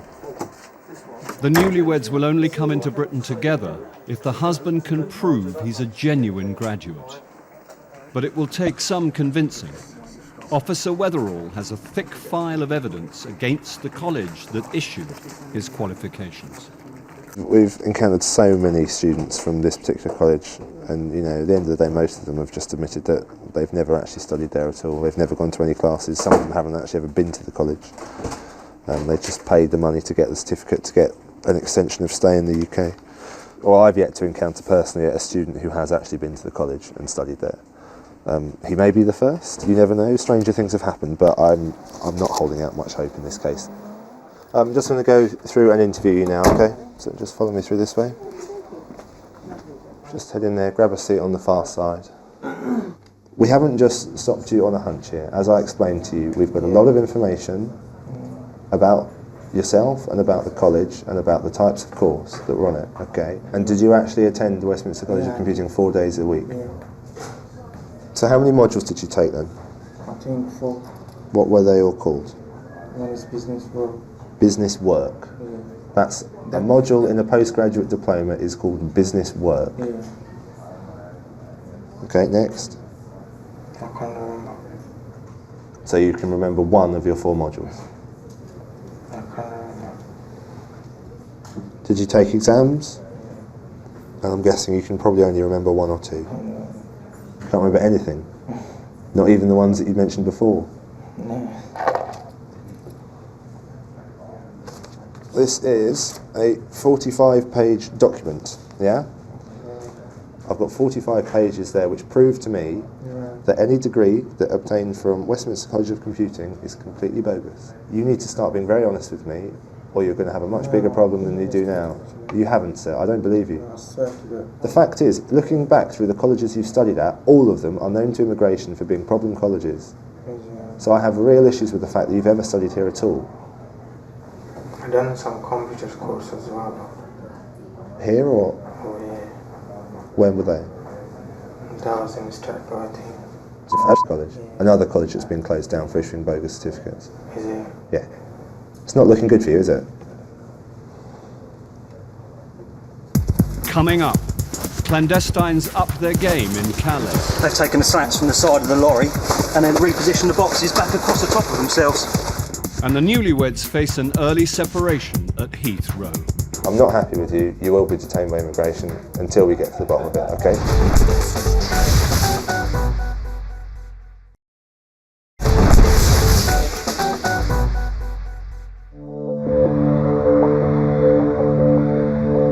At Terminal 3, it's not looking good for the newlyweds who hope to enter Britain together. The husband, a serial student of bogus colleges, has said nothing in interview to convince Officer Weatherall he's a genuine graduate. We're happy with your wife, she's going to be allowed through. She's not going to be allowed to stay with you. I'm not happy with you, you will be detained by immigration until we get to the bottom of it, okay? So you need to decide where she's going to go. That's your problem, not mine, okay? Before deciding the passenger's fate, Officer Weatherall must refer the case to his Chief Immigration Officer, Mo Ghaffar. Basically, I don't believe a word he's saying. Yeah, I mean, bottom line, I think he's lying through his teeth. I don't believe a word he's told me. I think we've got substantial information in relation to the fact that he studied at an institution that has closed down. We'll land his wife, and then we'll go from there. All right, Timothy, thanks, thank you. Okay, right, I spoke to my Chief Immigration Officer. Your wife, we're happy to allow to proceed. She's going to be landed, she's been granted leave to enter. With regards to yourself, the decision's been taken by myself and the Chief Immigration Officer to refuse you entry into the UK today, okay, and to cancel your UK residence permit. You have the right to appeal in country, or you have the right to appeal from Bangladesh. That choice is up to you. The husband chooses to appeal from the UK. This usually means being held in a detention centre while the appeal is considered, but there are exceptions. Considering that he has his wife with him, it seems only reasonable to give him temporary admission. I don't consider him to be an absconder at this stage, and if he wishes to fight his case, then let him take his chances in court. She probably doesn't even know what the husband's been up to in the United Kingdom. She didn't expect to be stopped at immigration control and then be asked questions by an immigration officer as to why she was coming to the UK. If I was the wife of this particular passenger, I'd be pretty upset. I'd be asking my husband, what have you been doing? The husband is granted temporary admission, but he loses his appeal and is put on a flight back to Bangladesh.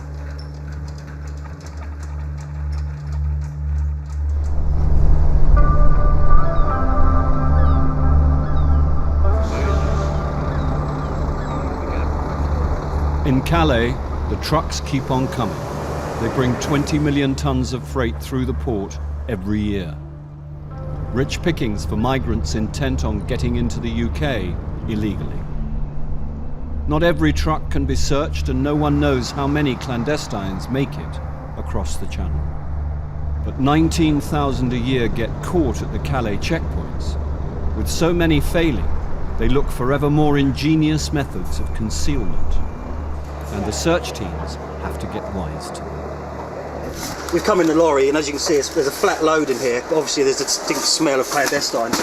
So we just had a quick look on further inspection. Underneath the boxes here, you'll just see that we've got a purpose-built hide.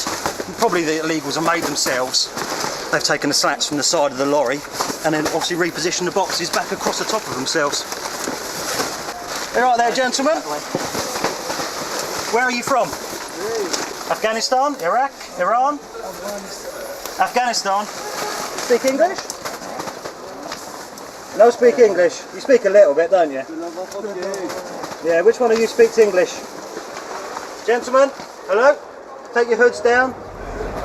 Okay, what we've actually got in there is officers went in, the load is flat, but there's a strong smell that we tend to get with the clandestines. As soon as we undid the back door, you get the smell of the illegals.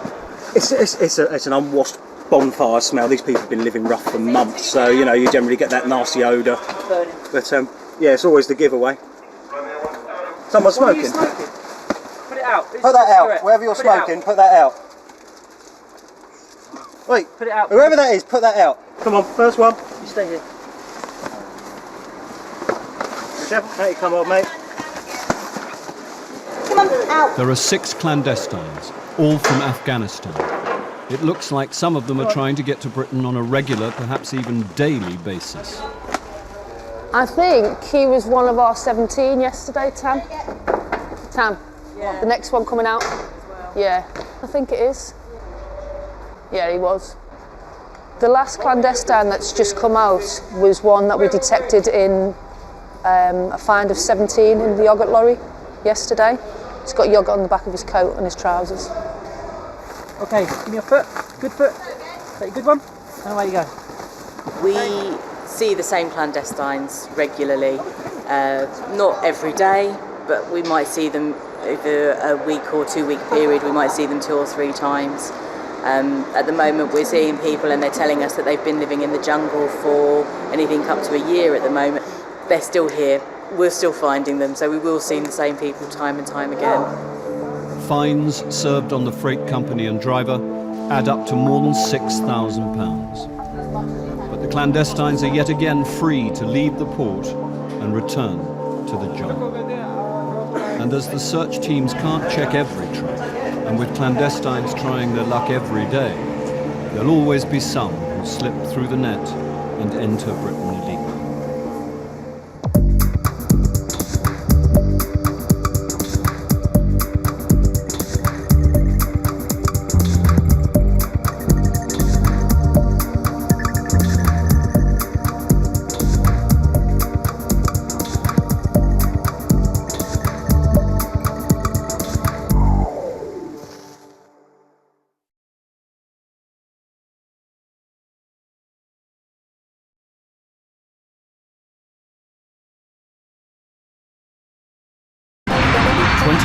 20,000 men and women work for the UK border agency.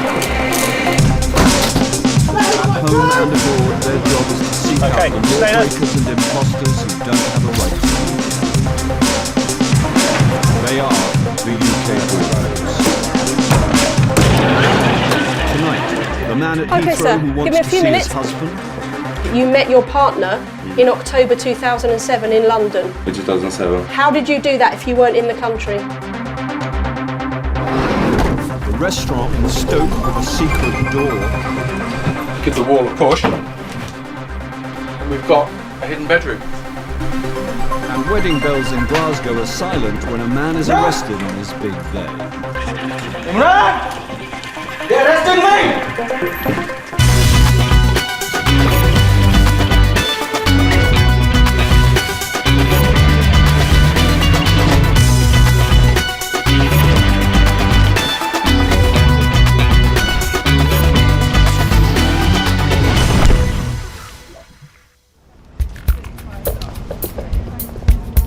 The UK attracts a constant stream of overseas visitors. Many come looking for work and a better life. Some people try to beat the system to stay in the country longer than they should. One method is to exploit the entitlements that come with marrying a British citizen.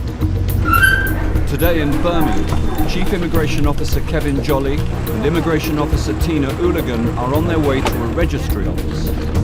They're about to arrest a Jamaican man on his wedding day. Who's been an overstayer since 2001. He did ask for approval for the marriage, but was informed at that time that he was not lawfully in the country. He has received a letter. In the letter, it's absolutely clear that he should return to Jamaica and obtain a correct visa, and he hasn't done it. When the man contacted the Home Office seeking permission to marry, he revealed himself as an illegal immigrant. It's been 8 years since his visa ran out. Now he lives with a British woman, her 3 children, and their 6-month-old baby. Obviously, his intention is to, having obtained the marriage to a British citizen, submit some form of application so that he doesn't have to go back to Jamaica. But this is unfair to all the other people who do go back to their countries, do request visas, do get visas, pay the fee, and then return lawfully. Although the groom is in the country illegally, his relationship is genuine. The Home Office granted his British wife approval to marry, but explained he still needed to legalise his immigration status, or he would face arrest. That's him. That's him. He hasn't gone back, and thanks to his application, the team know exactly when and where to find him. Yeah, do you want to come with us, sir? If you could just come over to the vehicle with me, please. You've received your certificate of approval for marriage, but with that certificate of approval, you was given a letter stating that it wasn't leave to remain. Do you understand? You can now be arrested under Schedule 2 of the Immigration Act. So you do not have to say anything, but it may harm your defence if you do not mention when questioned something which you later rely on in court. Anything you do say may be given in evidence. If you come with us now, we'll explain everything, okay? I understand it's your wedding day, but we need to have a chat. So if you could get in the back for me, please, watch your head. Officer Jolly has to break the news to the guests that there'll be no wedding. All right. I'm very sorry to have caused this problem, but unfortunately the gentleman needs to be spoken to about his immigration status. To the immigration But office at hasn't he got Solihull. documents to say everything is in order? No, he hasn't. No. She was obviously stunned. Here she is turning up expecting her friend to be married, a particularly joyous occasion, and it's all gone wrong. You were sent a letter saying that because you was being granted the certificate doesn't automatically give you leave to remain in the UK. Why are you taking me? No, I don't understand. Because you're now under arrest under Schedule 2, which means that you could be removed from the UK. They're written to me saying that they received my application. For the certificate of marriage, that's all. Yeah. You haven't made any further applications to extend your stay, and because you've already overstayed, it makes it harder for you to get the application now. But I did get it. You haven't been granted any further leave. So you're still an overstayer, which means you're not legally present in the UK. Yeah, well, the Home Office grant me the permission to get married. I've been through that process. Yeah, because your fiance is a British citizen. We can't stop a British citizen choosing who she marries. But what we need to do is make sure that as the groom, you've got the right leave. And at the moment, you haven't got that. That doesn't make sense to me because I sent for an application, yeah? You could have come to me there and then and find me. When the application was sent out, the certificate of approval, there was a letter attached to that stating that you are liable for detention and removal, and I have a copy of that on here. Listen, nothing's set in stone at the moment. Let's go back and we'll have a chat, okay? You have to make sure your status in the UK is lawful. It's your responsibility, and in the end, when circumstances like these occur, it's your responsibility. It's nobody else's fault, it's yours. It doesn't look good for the groom. He'll have to convince Officers Jolly and Hooligan that he's made every effort to sort out his immigration status. Otherwise, instead of going home to his fiancée and children, he could be detained and sent back to Jamaica.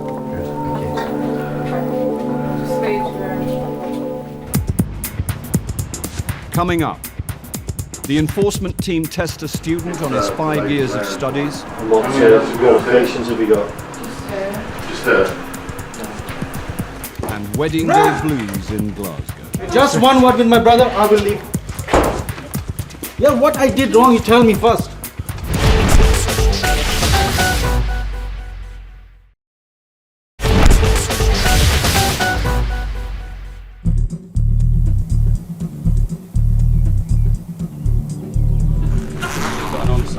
In Stoke-on-Trent, an enforcement team are getting ready to go out on a raid.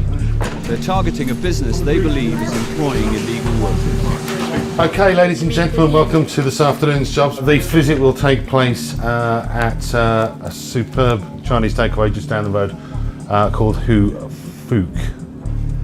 The gentleman that's said to be there, he entered the UK some time ago. Has applied for 3 extensions to a student visa, all of which have been granted, the latest one being 2 months ago. We have no record of him ever attending a course in the UK, and he and his wife are said to live at these premises. Good luck. If the team find the man living at the takeaway here in Stoke, they'll want to know why. He's supposed to be studying at a college in London, 130 miles away. Be ready to exit vehicles ASAP. The takeaway is owned by the student's wife. She has applied to stay in the UK as her husband's dependent. Evening. Hello. Hello, miss. I'm from the UK Border Agency, Yes. Immigration Service. Okay. Are you in charge? Are you in charge? Yes. You are? If the husband is Fantastic. here My under name's Sean false Flaherty. I'm pretenses, from the Border Agency. and so is his wife. Rushy. Officers spot the husband in a car outside the takeaway. Hello, sir. How are you doing? You And okay? they find another Chinese man Fantastic. working in the kitchen. Yeah? Nothing to worry about. Just call me college. Come and have a quick chat It's all right, don't worry. He don't know English. You don't know English? Can you tell him just to come and sit in the front so we can have a quick You can get The into team it from want to Big make Work, can't sure you? each person in the restaurant is entitled to work in the UK. They start by questioning Chinese, okay. How long you been in the UK now? Nearly 5 years. And what's your immigration status in the UK? Just student. I just come to see my babies. Thanks. The man and his wife have 3 children. 2 of them So born you're in studying the in UK, the UK, yeah? but it's news to the team. The couple have not let the Home Office know about their growing family. Don't worry, don't worry. Yeah. Okay. I don't understand why you are coming here. We've just come, part of our role, immigration, is to check employees that the right permissions to work have been applied for. Yeah, me. It's me. You're the employer? Yeah. Fantastic. Have you got a list of your employees? Yeah, you want the paper? You want to see the paper? Absolutely brilliant. As a student, the husband is allowed to work 20 hours a week, but he must be able to prove he's going to college. So you're studying in the UK, yeah? Where do you study? London.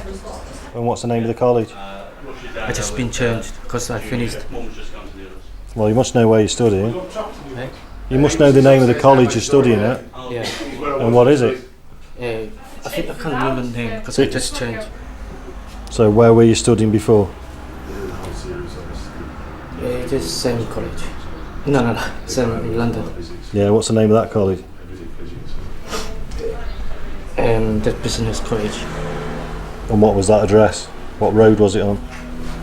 Update? Oxford. Oxford Road? No, Oxford Street. Oxford Street? And what was the post in London? What was the postcode? I can't remember the postcode.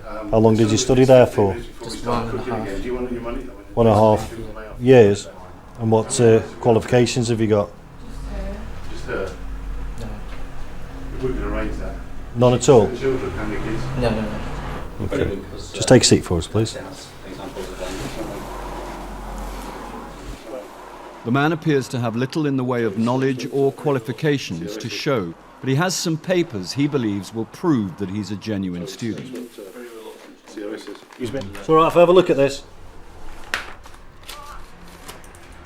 I'm just looking for proof that he's been studying. At the moment, I don't believe he's been studying. We get a lot of bogus students coming up. As you say, they're studying in London, working all the way up here and doing no studying whatsoever. Even though the student can remember little about his studies, he's in the clear. He's provided a receipt for his tuition fees and proof that he's renting a flat near his college in London. You're not going to be a big multi-millionaire businessman after all. If he were to be a fictitious student, then he's spending an awful lot of money putting a pretty elaborate plan together. So as far as we're concerned, he's legitimate. He's here today to see his wife. They've got 3 children. His plan is to stay here for another 18 months on a course and then return to China. The student may be genuine, but the team haven't finished at the takeaway just yet. In a passageway next to the kitchen, one of the officers has made an interesting discovery. Showing you, just walking past, chair in front of what looks like a wall, move the chair out of the way, give the wall a push, and we've got a hidden bedroom.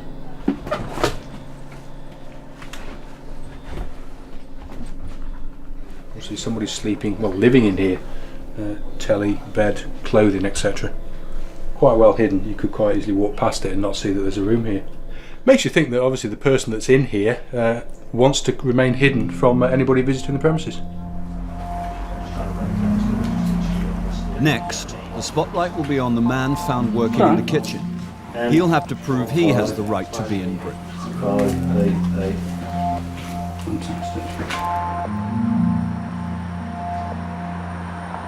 In Birmingham, the Jamaican man who's just been arrested on his wedding day has some explaining to do. Standing next to me.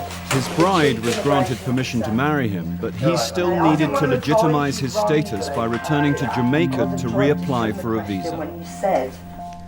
At this moment in time, as far as we're aware, you are not lawfully in the country. You are an overstayer.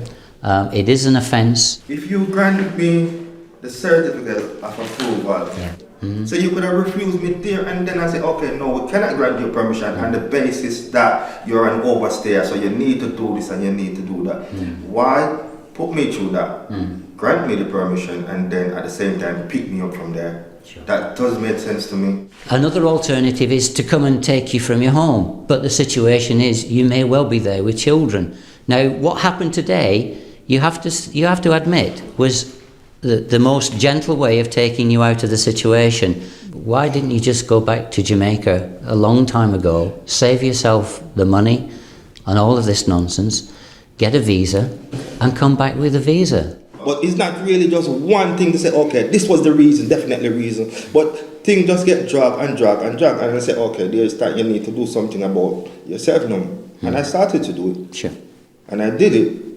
And luckily, it was granted to me, and I said, well, God, I must be lucky. Yeah. But you don't feel so lucky. Yeah, no problem. All right, nice to have met you. I'm sorry it was under these circumstances, okay? And all the best in the future.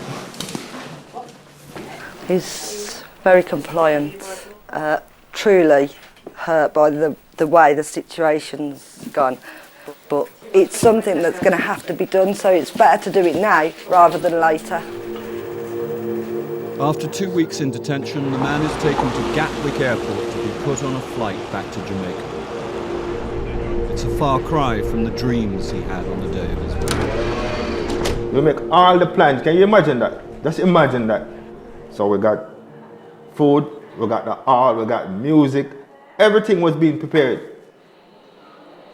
And everything just fell flat. So it's just a waste in every aspect that you look at it. And it never has to be like that.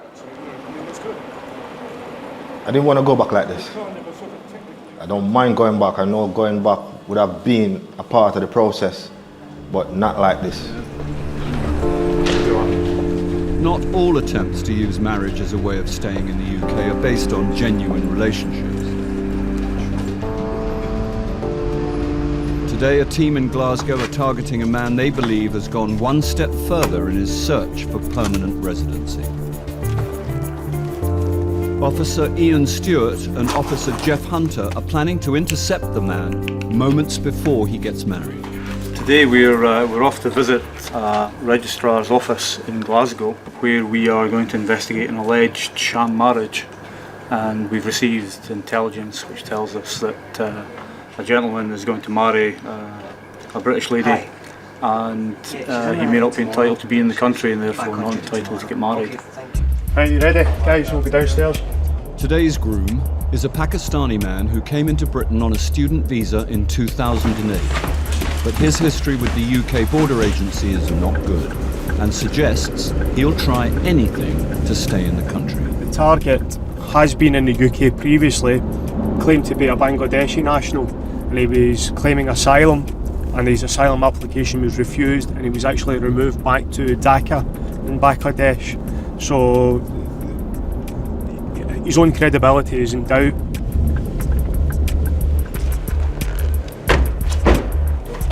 The couple have no idea about the extra guests planning to surprise them on their big day. The officers must keep their presence a secret in case the groom gets cold feet and runs. Literally what Tennis Mum do just show them in here. The plan is no one can actually see where we are situated. Mr. Khan, his wife and the witnesses will be brought in. We'll be here. This is where we'll make our arrest and make further inquiries. The wedding party has arrived, expecting to go straight into the marriage ceremony. But the team have arranged for just the groom to be brought into the room where they're ready and waiting.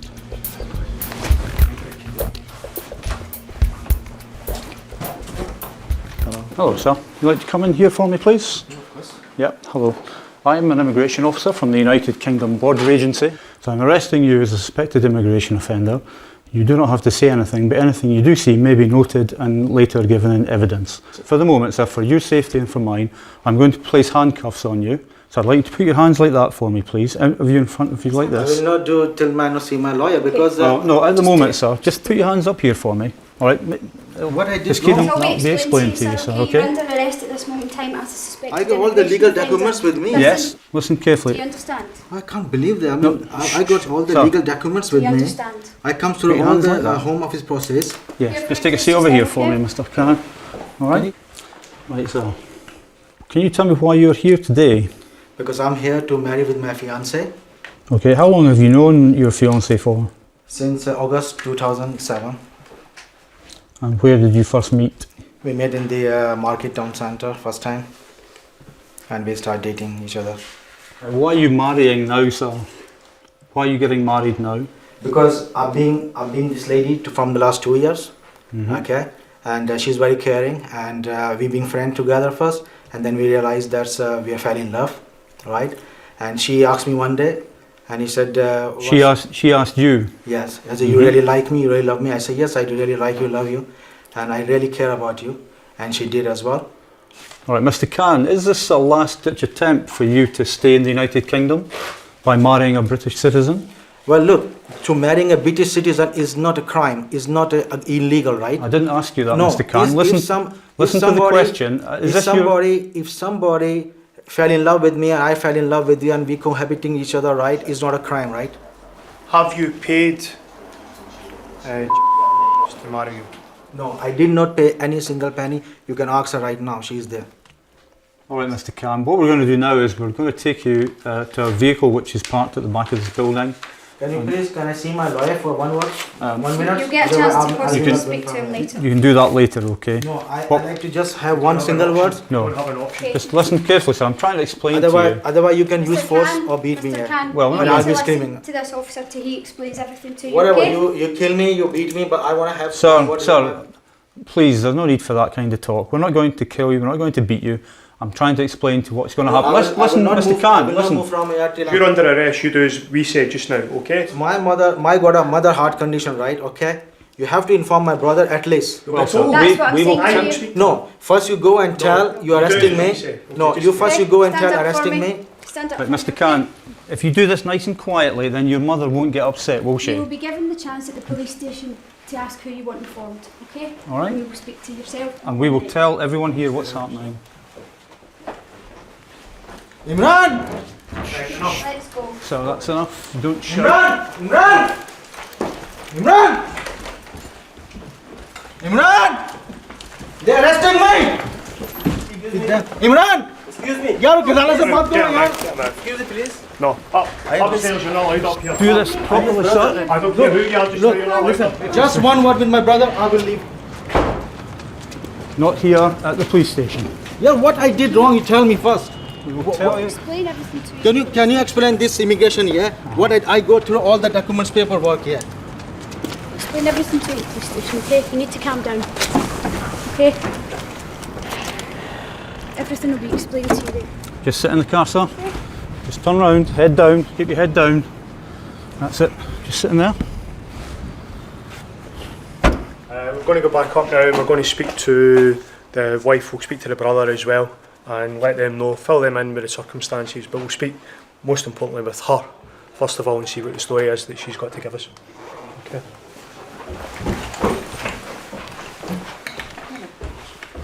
We're now going to interview the lady, so we'll see what happens here.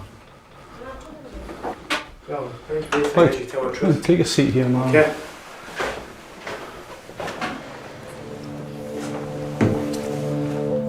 The team want to know what part the bride has played in planning the wedding. Will she back up the man's claims that they've been in a loving relationship for 2 years and that the proposed marriage is genuine? That's secret. Coming up, uncovering a secret life in the Stoke takeaway. Narnia. And tall tales revealed at Heathrow. You've either lied to the Home Office so you can get your certificate, or you're lying to me now. They can't both be true.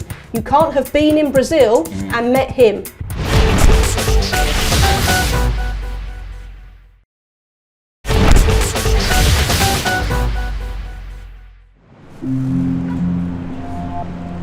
At the Ho Fook takeaway in Stoke, the enforcement team are questioning the kitchen. If he has a passport. No. Thank you. Chief Immigration Officer Sean Flaherty uses an interpreter on the end of a phone. Hello.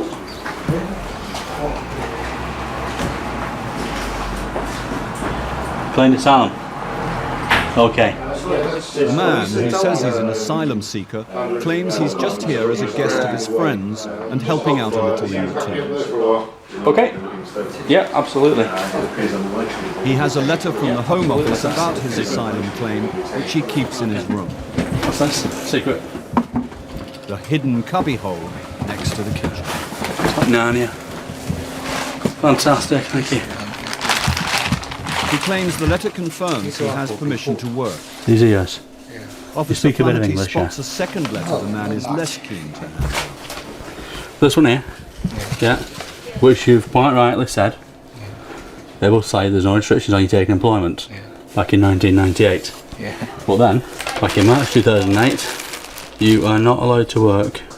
Yeah, not working. I know not working. Okay. Right. I only come here only 5 I accept that you're not getting paid, but in place of getting paid, you're given food and board. So it's work. Still work. Officer Flaherty checks the Home Office records. When was he refused his arm? The worker has never reported since claiming asylum in 1998, and his claim has been refused. He is listed as an absconder and is not allowed to work. Okay, Mr. Zhou, you're under arrest. Okay? Yeah. You're a failed asylum seeker. Yeah? You have no leave to be in the United Kingdom. Okay? So you're now under arrest. Do you understand that? No, that's it. No, okay. I'll break it down nice and simple. You're under arrest. You shouldn't be working, you shouldn't be in the country. You haven't complied with immigration so far. You've rendered yourself in this position at the moment, okay? You're going to come with me, we'll have a word outside. Okay, my colleague's going to search your room. Alright? Okay, come to me. You've shown a continuing, blatant disregard for the immigration laws. Come here seeking our protection, and he hasn't done anything to kind of help himself or us. So he's under arrest now. The team know that detaining and removing Chinese illegal immigrants is not straightforward. They will almost certainly have to release this man. The problem we've got is the length of time it takes us to get a travel document for a Chinese person. It can be up to 12 months, so it's almost certain that we're not going to get bed space for him for 12 months. Somehow we have to persuade him that he should report to us and that he can't work during that time. Time and a chance The to explain takeaway owner that is and to give a legitimate reason. in the UK Okay. as a dependent So I'm just of going to her put some husband, details the down on this student. piece of paper, then I'll explain She it has to been you. employing an illegal worker and could face a can't- fine it's- of up to £10,000. You have to write to them. Okay, let me just explain what's happened. This gentleman here, he's not allowed to work. He just helping me. Helping's working, I'm afraid. He's not allowed But to he help. also helping my children. Is he say working for my He's not allowed to work in the UK. So where he go? He's going to be detained now. We're taking him to a police station where we'll interview him further. Okay, man, your head. Go to the front. Take all your seats. The team regularly find illegal immigrants who attempt to prolong their stay in the country by putting in baseless asylum claims. Don't worry about it. In 2008, the UK border agency sent 13,000 failed asylum seekers back. Asylum's there for a reason. Asylum's there to offer protection to people who genuinely need it. People claim asylum and then don't cooperate with us, and it makes a mockery of the asylum system. And it's, frankly, it's an insult to the people who actually are genuinely seeking asylum. He hasn't played by the rules, and I think he should be detained long term. I want to get a passport for him. That's my opinion. Right. There is not enough room to detain all illegal immigrants picked up in enforcement Let's just get to the raids, door. especially when it can take a year to get hold of their travel. Let's just get you to the door and then come back, mate. After being interviewed, the man is released on one off. Alistair, can you do The that? owner of the takeaway will be fined up to £10,000 for employing an illegal. I'm used to it now, mate. In Glasgow, a team are investigating what they believe is a sham marriage. They have arrested a Pakistani man who was minutes away from tying the knot with his British bride. He says they've been in a steady relationship for 2 years and are very much. Now it's the bride's turn to explain how she came to be betrothed to the man she knows as Jamie Rose. How long have you known this man? August 2007. August 2007. Where did you meet him? In a pub, in a club, in a restaurant, in a house? In a shop. In a car. It's one of my friend's pals, so I met him through a friend, and his friend brought him through to meet me. All in right. his car. In a car. So that was the first time you met, was in a car? First when I met him. Was that in a car park or was that just in the street? Just in the street. And what was the purpose of this meeting? Why did your friend bring this man to meet you? Just some about talking to me and asking if things to do, like if I was getting money, like benefits and all that. Did he mention giving you any money at all for the purpose of possibly getting married? Especially if you tell the truth. No, he's never. He's offered, he's gave me money and that, but How much money has he been giving you? £20. What is that? Every day, every week, every month? Every week. Gives you £20 every week. And what's that for?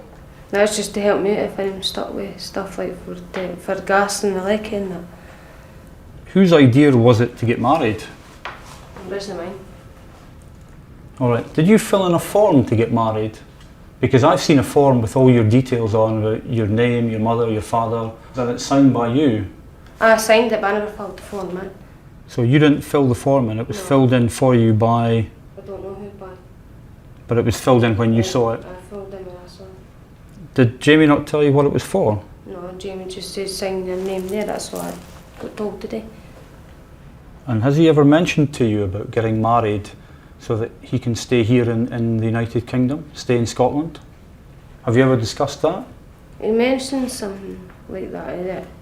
He asked me, but I never, because he only mentioned something about, have you ever been married before? And I told him, no, I've not been married before. But he mentioned about married and that, but he never mentioned anything about getting married to me or anything. So if Jamie had said to you, come on, let's go to Glasgow, we're going to get married, what would you have said to him? I would have said no. Have you ever had any intention of getting married to Jamie Rose-Can? No, just friends. Do you believe now that he's deceiving you so that he can remain in the UK? Yeah, I know. If I knew all this, I would never have done it. Okay. I'll take you back through. Okay. I don't know what she thought she was coming to sign. She thought she was coming to sign papers, and she had no intention of getting married, didn't know she was coming to get married. Why else he would come to a registry office, I'm not 100% certain, but she was certainly in no mind to get married today, so it kind of it puts the mockers on his explanation of why he's here today. The team are satisfied the man's attempt to get married today was a scam to stay in the UK. And they caught him just in time. If he did get married today, then ultimately he would have been in a far stronger position with the Home Office to submit any applications to remain in the UK, because he would have obviously been saying that he was in a marriage that was subsisting, and it would be harder for us with any applications that he put in to reject that. The man is held in detention, awaiting his removal back to Pakistan. The team accept that the bride was an innocent victim of his scam.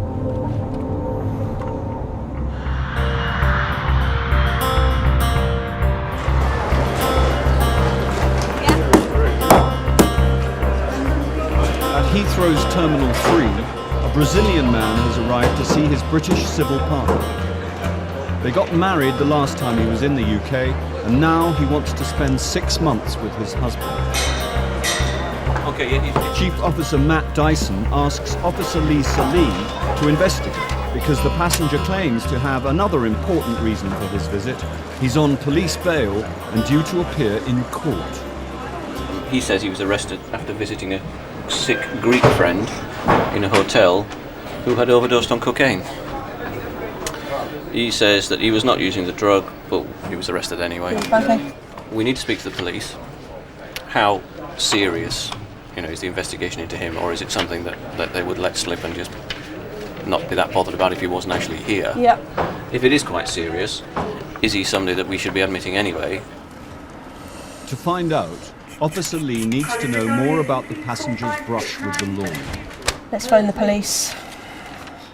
Well, I'm not until Monday. You on Monday? I understand there are some charges pending, and I'd be grateful if someone can give me a call back as to whether or not he's required to attend a hearing on the Friday the 1st of May. Thanks very much. Belgravia Police Station is busy. While Officer Lee waits to hear if the police want to pursue a case against the passenger, her own investigation throws up serious questions about the man's immigration history. He was actually arrested in the UK on a drugs charge in March 2009. According to his passport, he entered the UK in April 2008. As a visitor to the UK, he's only allowed to stay 6 months. So if he entered the UK in April 2008 and was still here in March 2009, he's overstayed by almost 5 months. Officer Lee checks the passenger's earlier visits to see if he's made a habit of overstaying his visa. She finds the evidence she's looking for in his application to marry his civil partner. And he confirms in this letter that he met him in August 2007 in a London nightclub. The problem we have with that is he was stamped in as a visitor in January 2006. There are no other entry or exit stamps for the UK in that period of time, so he must have overstayed here because he's only supposed to stay 6 months. He should have left the UK in the summer, but he was still here a year and a half later. Bless him. It appears the passenger has twice stayed longer in Britain than he should have. Okay, do you want to come through? Officer Lee wants to see if there's anything in his bags so to reveal this is what all he's your luggage. doing in You the don't country have any more this luggage. Did you pack the bags yourself? Yeah. Did anybody help you pack? Are you aware of the contents? You know everything that's in your bags? Yeah, I know everything. And why were you arrested? Why did the police arrest you here? Why did they arrest you? My friend bought a hell, he was drug in a hotel and they called me for helping him. And I was helping him, asked to the emergency, but I was the phone in the hotel, so I did say the hotel, my friend did use the drug. And then the hotel called the police. You weren't using the drugs then? No. No? I drink a lot of Jack Daniels, I love. You like your Jack Daniels? I love What do you drink it with? What do you have it with? Coke? Coke. We're going back upstairs, yeah? Yeah. Officer Lee has learned a little more about the passenger's adventures with the police. She has also found something to suggest Okay, sir. that he might Give me a be few here minutes, to I'll come work. back and then I'll interview you. He was carrying a lifeguard qualification ID. Is he doing that here? Because he's not supposed to. He's not supposed to work. My suspicion is he's working here as a lifeguard. How he's doing that, I don't know. Whether he's got some other form of ID that he presents, an ID card from another country maybe. It's time to find out how the passenger has beaten the system for so long, Mr. Toledo, come out, sir. and to discover what he's up to this time. Okay, so if you can just take a seat there for me. So why do you have the lifeguard ID? Because I did the course. I did try to work for lifeguard when I finished the course, but no, it's no work for me. Okay, apart from your Brazilian passport, do you have any other nationality passport or identification document? No. I did it before. When I come in 2006, I was making for work, but no, I didn't take the. I got the prison for this for 1 month and a half. What document were you using? It's Italy. Passport? Yeah. How did you get that? Where did you get it from? Here. Who from? Yeah. Okay. Who from? I meet somebody in the restaurant. He say to me, "Ah, you don't have visa?" No. So I make the passport for you, and I say, "How much?" £300. And me, Okay, where did you go to prison? In England? Yeah, in England. Yeah. If the passenger wants to come into the country to see his husband, he'll have to convince Officer Lee that his travels have been legitimate since going to prison for using a fake Italian passport.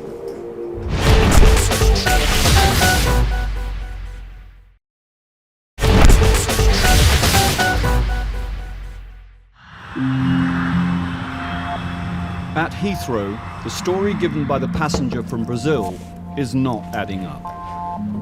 Both his arrest for possessing drugs and meeting his husband happened during periods he should not have been in the country.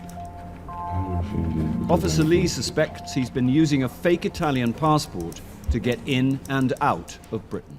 I'm going to start from the beginning of your first time here, okay? How long did you say you would stay? Couple 6 months, and I did stay 6 months. So when did you leave the UK that year? When did you leave? When did you leave the UK? So you came in July. Yeah. When was the next time that you entered the UK? It's 2008. That's a lie. You claim in your letter that you wrote to the Home Office that you met your partner in October 2007 in London. In 2007. How did you do that if you weren't in the country? Which day? But which day did you apply for How could you have met him if you weren't in the country? I didn't meet him in 2008. I didn't meet him in 2007. Well, that's what you told the Home Office. You're wrong. I'm not liable there. You've either lied to the Home Office so you can get your certificate, or you're lying to me now. All right? One of those things, they can't both be true. You can't have been in Brazil and met him. You say in that letter you were together from October 2007. Is it 2007? Yes. Were you in the UK in 2007? Yes or no? Yes, in 2007. But I did go to Brazil and I come back, but I don't know which month I'm coming back, you know, because I come to Italy. I really don't like, so it drives me serious. I try to remember things. There's a situation Right, my next me, question. My next question is then, how did you enter the UK? What passport? Brazilian. Where's the entry stamp? Yeah, exactly. I don't have it. Why not? How can you, as a Brazilian national, travel from Italy to the UK without getting a stamp in your passport? How would they not stamp your passport? Because it's normal boat. It's not like. Even I go on the boat to France. They check my passport. Depende Why which don't? boat you use, lady. Which port did it leave? It's not port. Well, the boats don't sail from Italy to the UK unless you went on a cruise ship. So where did you sail from? Seriously, I can't remember. It's 2007. You need to start giving me some explanations, sir, all right? Because at the moment, your immigration history with the UK is not very good, is it? Yeah, no, I see that. Quite a lot's come out of the interview in the sense that I had a suspicion that he may well have been using another document of some kind. And he's admitted to me straight away that he did use an Italian passport to try and get a national insurance number. He won't admit to having used it to travel on, but my suspicion is he has, because the fact he doesn't have stamps in his passports for his claimed visits to and from the continent would lead me to believe he's used it. He's obviously admitted he's been here for 4 years on and off, pretty much constantly, living here. I think he's been working. He won't admit to it, but you know, he's been working here. He's not a genuine visitor. He wants to live here. He's not a genuine visitor. Even though Officer Lee is in no doubt about the passenger's status, she more must likely, refer the as case to Chief Officer Benson. Okay. In my opening gambit was, have you ever been in possession, or are you entitled to, any other nationality document or ID? Oh, well, there was the Italian passport that I went to prison for a month for.